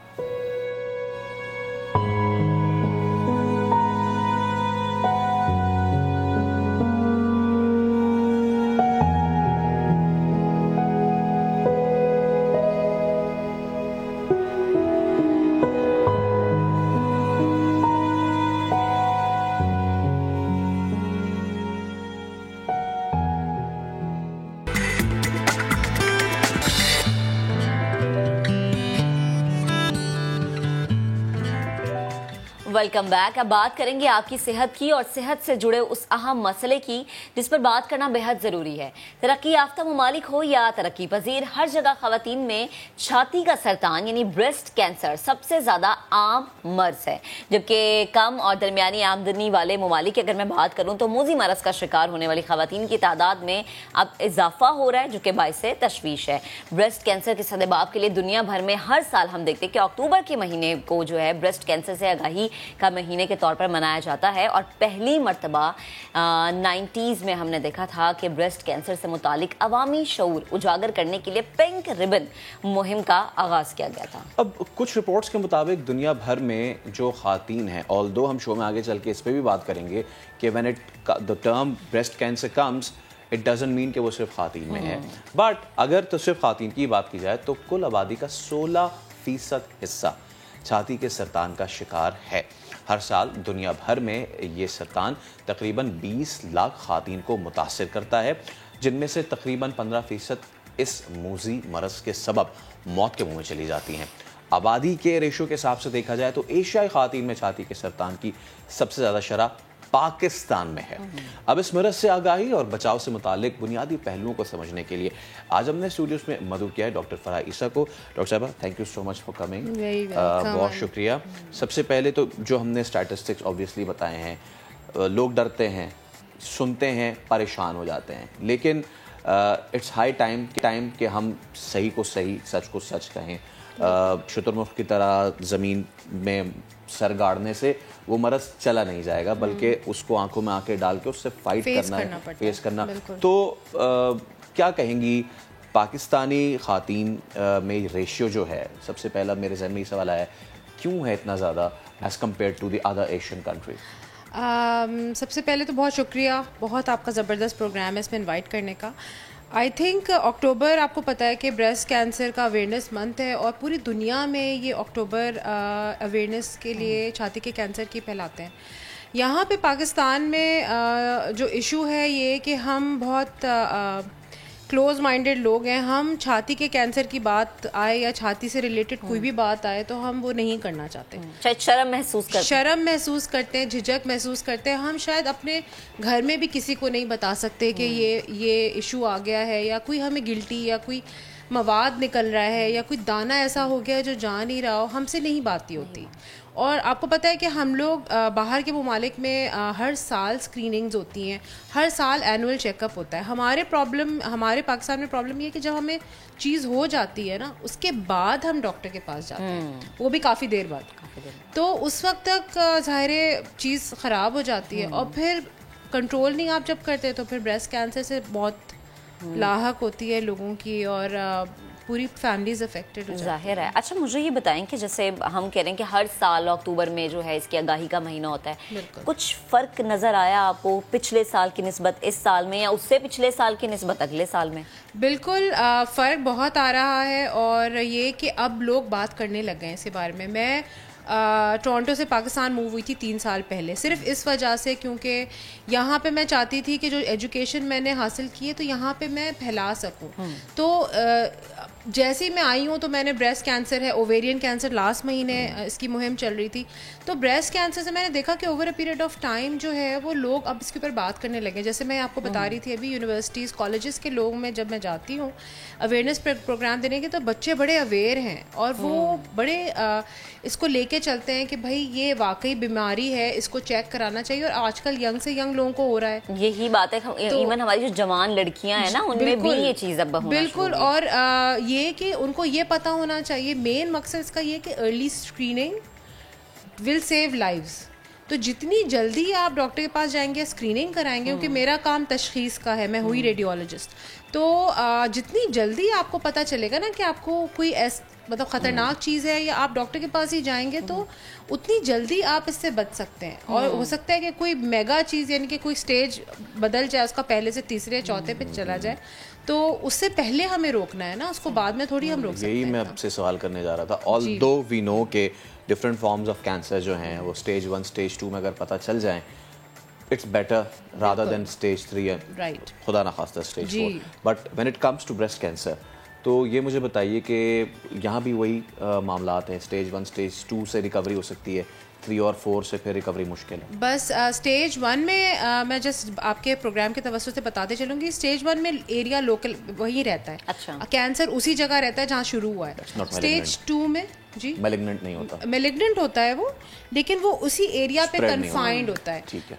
स्टेज 2 में जो आपके लिम्फ नोड्स हैं, यानी कि जो आपकी फाइटिंग के मैकेनिज्म्स हैं वो एक्टिवेट हो जाते हैं, वो जुड़ जाते हैं। अच्छा, ठीक है, तो वो फिर स्टेज 2 हो जाता है। सही। फिर जब वो दूसरे अराउंड एरिया में फैलता है, फॉर एग्जांपल अगर लंग्स में फैल गया छाती के उससे, या दूसरे साइड पे चला गया फॉर एग्जांपल, तो ये स्टेज 3, और फिर 4 में तो पूरी बॉडी में फैल गया। तो स्टेज 1 जो है, अगर जितनी जल्दी आप पकड़ेंगे और उसको निकाल दिया जाएगा ब्रेस्ट को, छाती उस साइड को या जो भी है, तो जाहिर है आपने रोक दिया ना उसको वहीं पे। एक दफा वो लिम्फ नोड में चला गया, लिम्फ नोड पूरी बॉडी से कनेक्टेड होता है, चैनल्स हैं इसके, बिल्कुल जैसे खून के होते हैं, उसी तरह से खून के जो नसें होती हैं, तो उसी तरह से ये लिम्फ चैनल्स होते हैं, तो ये फिर फैलता है और तेजी से फिर फैलता है।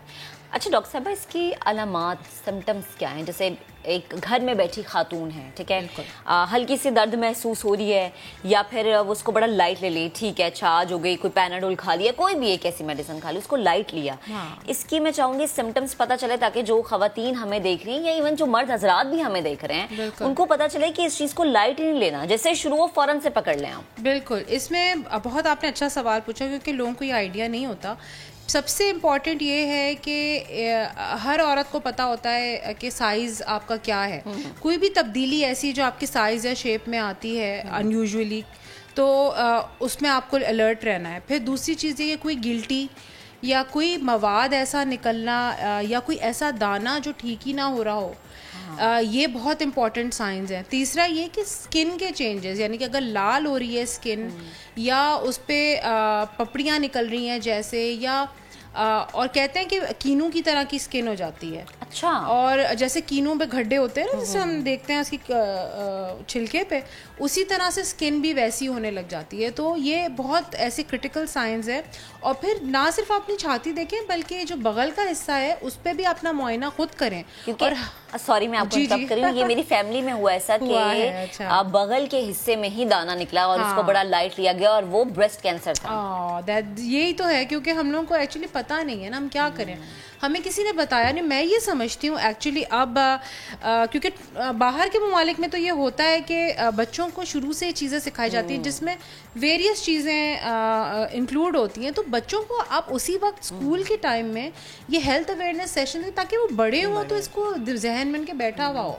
हम करते हैं उस टाइम जब हम 45-50 जब चीजें हाथों से निकल जाती हैं, तो ये बड़ा जरूरी है। हमारे पास स्कूल्स नहीं है, स्कूल्स नहीं है, नहीं। और वही बात है कि आप अपने घरों में एटलीस्ट ऐसे तरीके पैदा करें अवेयरनेस के, कि आपके बच्चे, आपकी घर की खवातीन, आपके मर्द हज़रात इस चीज से अवेयर। डॉक्टर साहब बेहद शुक्रिया गुफ्तगू करने के लिए, बड़ा इंपॉर्टेंट टॉपिक है जिसे करना जरूरी है। एक और चीज है जिस पे बात करना बेहद जरूरी है, अगर स्कूल देर से जाना आपका मामूल है और आप दफ्तर से भी गैर हाजिर रहते हैं, तो होता क्या है, खतरे की घंटी बज जाती है और पक्की पक्की आपकी छुट्टी हो जाती है। लेकिन मोहसिन बिलाल आपको लेके जा रहे हैं लाहौर के एक ऐसे इदारे में जहां छुट्टी कोई मसला नहीं है। अगर आप लेट भी जा रहे हैं तो कोई फिक्र की बात नहीं है, कुछ भी नहीं होगा, तनख्वाह भी नहीं कटेगी, तनख्वाह भी टाइम पर मिलेगी, और बात बात पर TADA भी मिलेगा। कौन सी जगह है वो, आपके जहन में आया ना? चलें देखते हैं।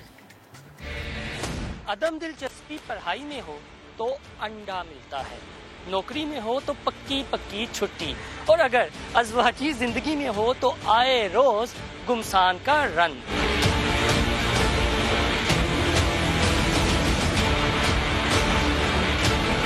जाहिर सी बात है, जब मैं पढ़ाई में दिलचस्पी नहीं लूँगा, इंटरेस्ट नहीं लूँगा, फेल भी हो जाऊँगा, नंबर भी कम आएंगे, उठा के बाहर फेंकेंगे और क्या करना है। 1 मिनट से पहले जॉब चली जाएगी, मुश्किल का सामना हो जाएगा।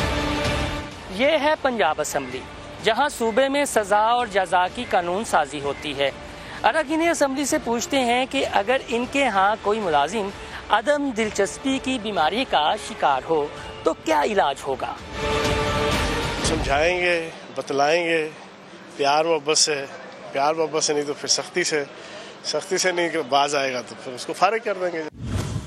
अदम दिलचस्पी से बड़ी बीमारी कौन हो सकती है, तो ऐसी बीमारी बजाय कि किसी और को भी लगे उसको फारिग ही करना बेहतर है।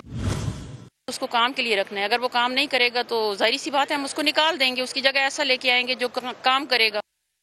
अरकान असम्बली ने बिल्कुल सही हल बताया, लेकिन मजे की बात इन्हीं की अक्सरियत को ऐवान में हाजिरी का खौफ, ना कार्रवाई में दिलचस्पी, फिर भी ना तनख्वाह में कटौती, ना जुर्माने का डर।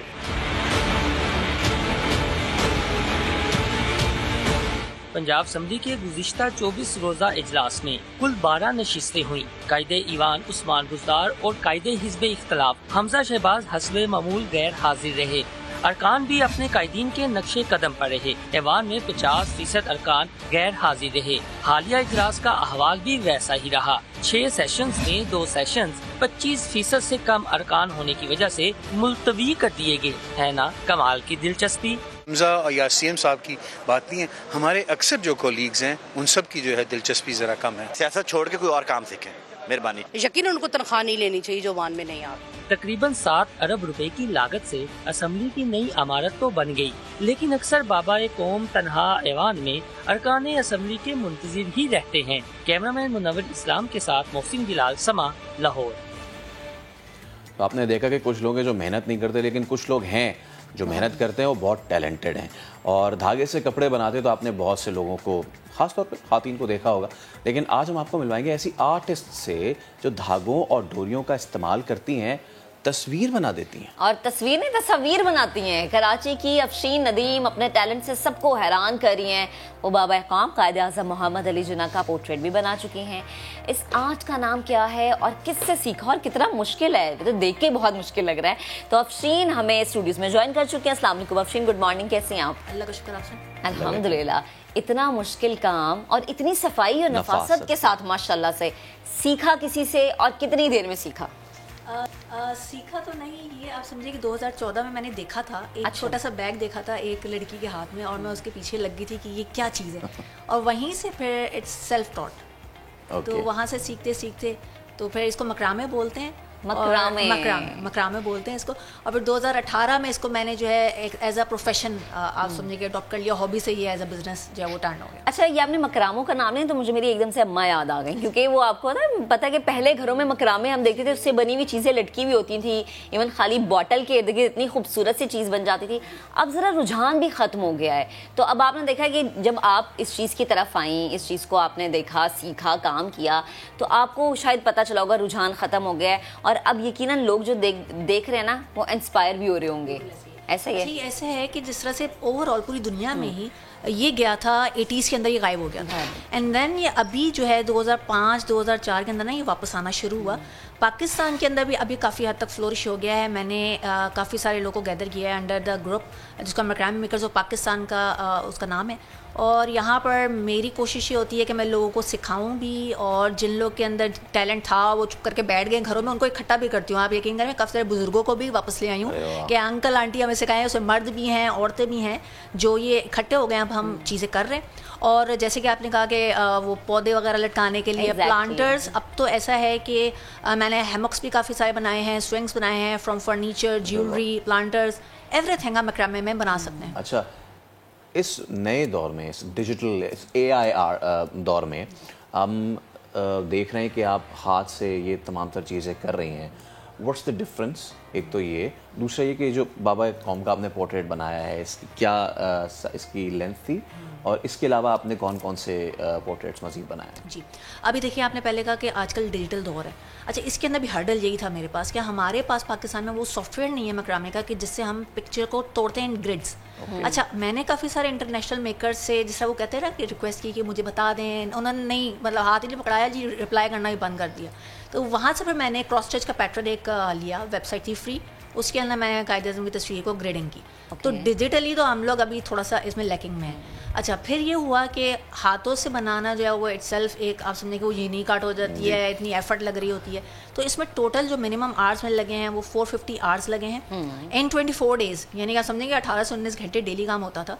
इसकी जो मेजरमेंट्स हैं दैट इज़ 4.3 इंचेस वाइड है और 5.4 इंचेस ये लंबा है, और इसका जो वेट है वो 25 किलो तक हो चुका है। 3 लोग मिलकर इसको उठाते हैं। अच्छा, ये बहुत हैवी है, अब ये उठा नहीं सकते आप अकेले। तो अब मैं जो है वो आपके एक बाल की एक पिक्चर पीछे लगी हुई है, मैं ये पोर्ट्रेट सेम ये अटेम्प्ट कर रही हूँ। ये अभी देख के आपको ख्याल आया? नहीं, ये मैं कर रही हूँ ऑलरेडी क्योंकि जब मैंने कायदे आज़म बनाए थे तो एक पता नहीं क्यों मिसिंग लग रहा था कि I should do Iqbal also, तो मैंने वो स्टार्ट कर दिया हुआ है। इंशाल्लाह 9 नवंबर तक वो भी रिलीज़ हो जाएगा। तो फिर अच्छा, अब जैसे आपने माशाल्लाह से इतना काम किया और माशाल्लाह इतनी अच्छी आप चीज़ें बना भी रही हैं, तो यकीनन अब लोग अपने घरों की डेकोरेशन के लिए भी चीज़ों के लिए आपसे रुजू करते होंगे कि ये बनवाना है या वो बनवाना है। तो एक बड़े अच्छे तरीके से आप प्रोफेशनली भी इस चीज़ को लेके चल सकते हैं। तो मतलब जाहिर है जो ख़वातीन देख रही हैं और ये काम शुरू करना चाहती हैं, कितनी कमाई हो जाती है? देखिए, इसके अंदर डिपेंड करता है कि आप सोशल मीडिया पे या आपके लिंक्स कितने एक्टिव हैं। अगर आप 2 दिन भी चुप करके बैठ जाएंगे ना, आपके ऑर्डर्स गायब। आपने कम्प्लीटली इंटरेक्शन में रहना है, लोगों को काम करके दिखाना है। जब मैंने स्टार्ट किया था 2018 में, तो 8 महीने आई वॉज जस्ट वर्किंग और कोई ऑर्डर्स नहीं आते थे, कुछ नहीं, लोग देख रहे थे खाली चुप करके ना, समझ आ रही थी क्या है। फिर आहिस्ता आहिस्ता लोगों ने देखना शुरू किया, ऑर्डर्स भी आना शुरू हो गए और अब इस तरह से है कि आप मेहनत करते जाएं, आता जाएगा काम। यही मैं जानना चाह रहा था। अब ये बिजनेस मॉडल जो है, रेवेन्यू जनरेशन की जब हम बात करते हैं, आपने कहा कि अब आप ग्रुप एक पूरा फॉर्म कर चुकी हैं, हॉबी से इसका आगाज़ हुआ और वो हॉबी अब प्रोफेशन में बन गया। तो लोग देख रहे हैं इस वक्त जो, और ख़ासतौर पे ये जो क्वारंटीन वाला पीरियड, इस तरह की खुदा ना खास्ता कोई और चीज़ आ जाए, तो ये बड़ी एक ओवरवेलमिंग चीज़ है कि अगर आप घर में बैठ के भी शौक से प्रोफेशन और प्रोफेशन से कमाई करना चाहते हैं, तो ये ज़रा देखने वालों को हमें गाइड करती है। ऐसे ही देखें, जस्ट लाइक निटिंग, हम स्वेटर बुनते हैं, उससे आपको पता है कि आसानी से लोग कमाते हैं। क्रोशिया है, सेम मकरामे भी ऐसे ही है। इसके अंदर फ्रॉम, जैसे कि मैंने बोला, ज्वेलरी से लेके आप jackets, slippers, furniture, anything, whatever is your imagination, वो बन सकता है। ठीक है, टेबल के कवर आप बना लें, फ्रिज का कवर बना लें, ओवन का कवर बना लें। तो आप जो है इसको आप इकोनॉमिकल लेवल पे भी अगर आप देखें ना, तो आप हेल्प आउट कर सकते हैं अपनी फैमिली को भी, और लोग कर रहे हैं। मेरे अलावा भी और कई लोग ऐसे हैं जो अब साथ आ गए हैं, और हम आहिस्ता आहिस्ता बिजनेस को अपना बढ़ाना, वही बात, मेहनत करो और कमाओ। तो इसके अंदर मेहनत बहुत ज़्यादा है। इसके अंदर basic cheese patience and hard working, क्योंकि आपके ये नेक एंड शोल्डर पे जो है कंप्लीट स्ट्रेस पड़ता है। तो आपने ये 2 चीज़ें अगर मैनेज कर ली तो आप, और आपकी पूरी टीम है जो काम करती है? मैं इट्स सेल्फ इंडिविजुअली मैं काम कर रही हूँ, और बहुत सारे लोगों को अब आप सिखा भी रही हैं। अब मैं सिखा भी रही हूँ, और मैं चाहती हूँ कि लोग मजीद सीखें, क्योंकि ये एक ऐसी आर्ट है कि जिससे आप, मैं सोचूं कि इमेजिनेशन जितनी आपकी वास्ट होगी ना, आप कुछ भी कर सकते हैं। और फिर आप अगर जैसे कोविड के माहौल में घर भी बैठे हैं, तो आप वहां से भी कमा सकते हैं। बेहद शुक्रिया, आप हमारे साथ मौजूद थी, गुफ्तगू कर रही थी। और अगर आपके अंदर ये हुनर है तो आप बिल्कुल रब्ता कर सकते हैं और सीख भी सकते हैं और अपने हुनर को मजीद निखार भी सकते हैं। अब हमने करना ये फैसला, अब हमने खुदाफिज कहना है, और इस पैगाम के साथ कि अपना बहुत ख्याल रखें, अपने आस पड़ोस का, अपने घर वालों का, क्योंकि कोविड कम हो रहा है, गया नहीं है। तो उसको जब तक भगाना, डेंगू, और जब तक इन सारी बीमारियों को भगा ना दें, तब तक मास्क, सैनिटाइजर, सोशल डिस्टेंसिंग तो आप कर ही रहे हैं, वैक्सीन भी लगवा रहे हैं, बहुत शुक्रिया आपका। The rate is coming down. तो इसी तरीके से अपना ख्याल रखते रहें और नया दिन देखते रहें। और कल आपसे फिर मुलाकात होगी। अल्लाह हाफ़िज़।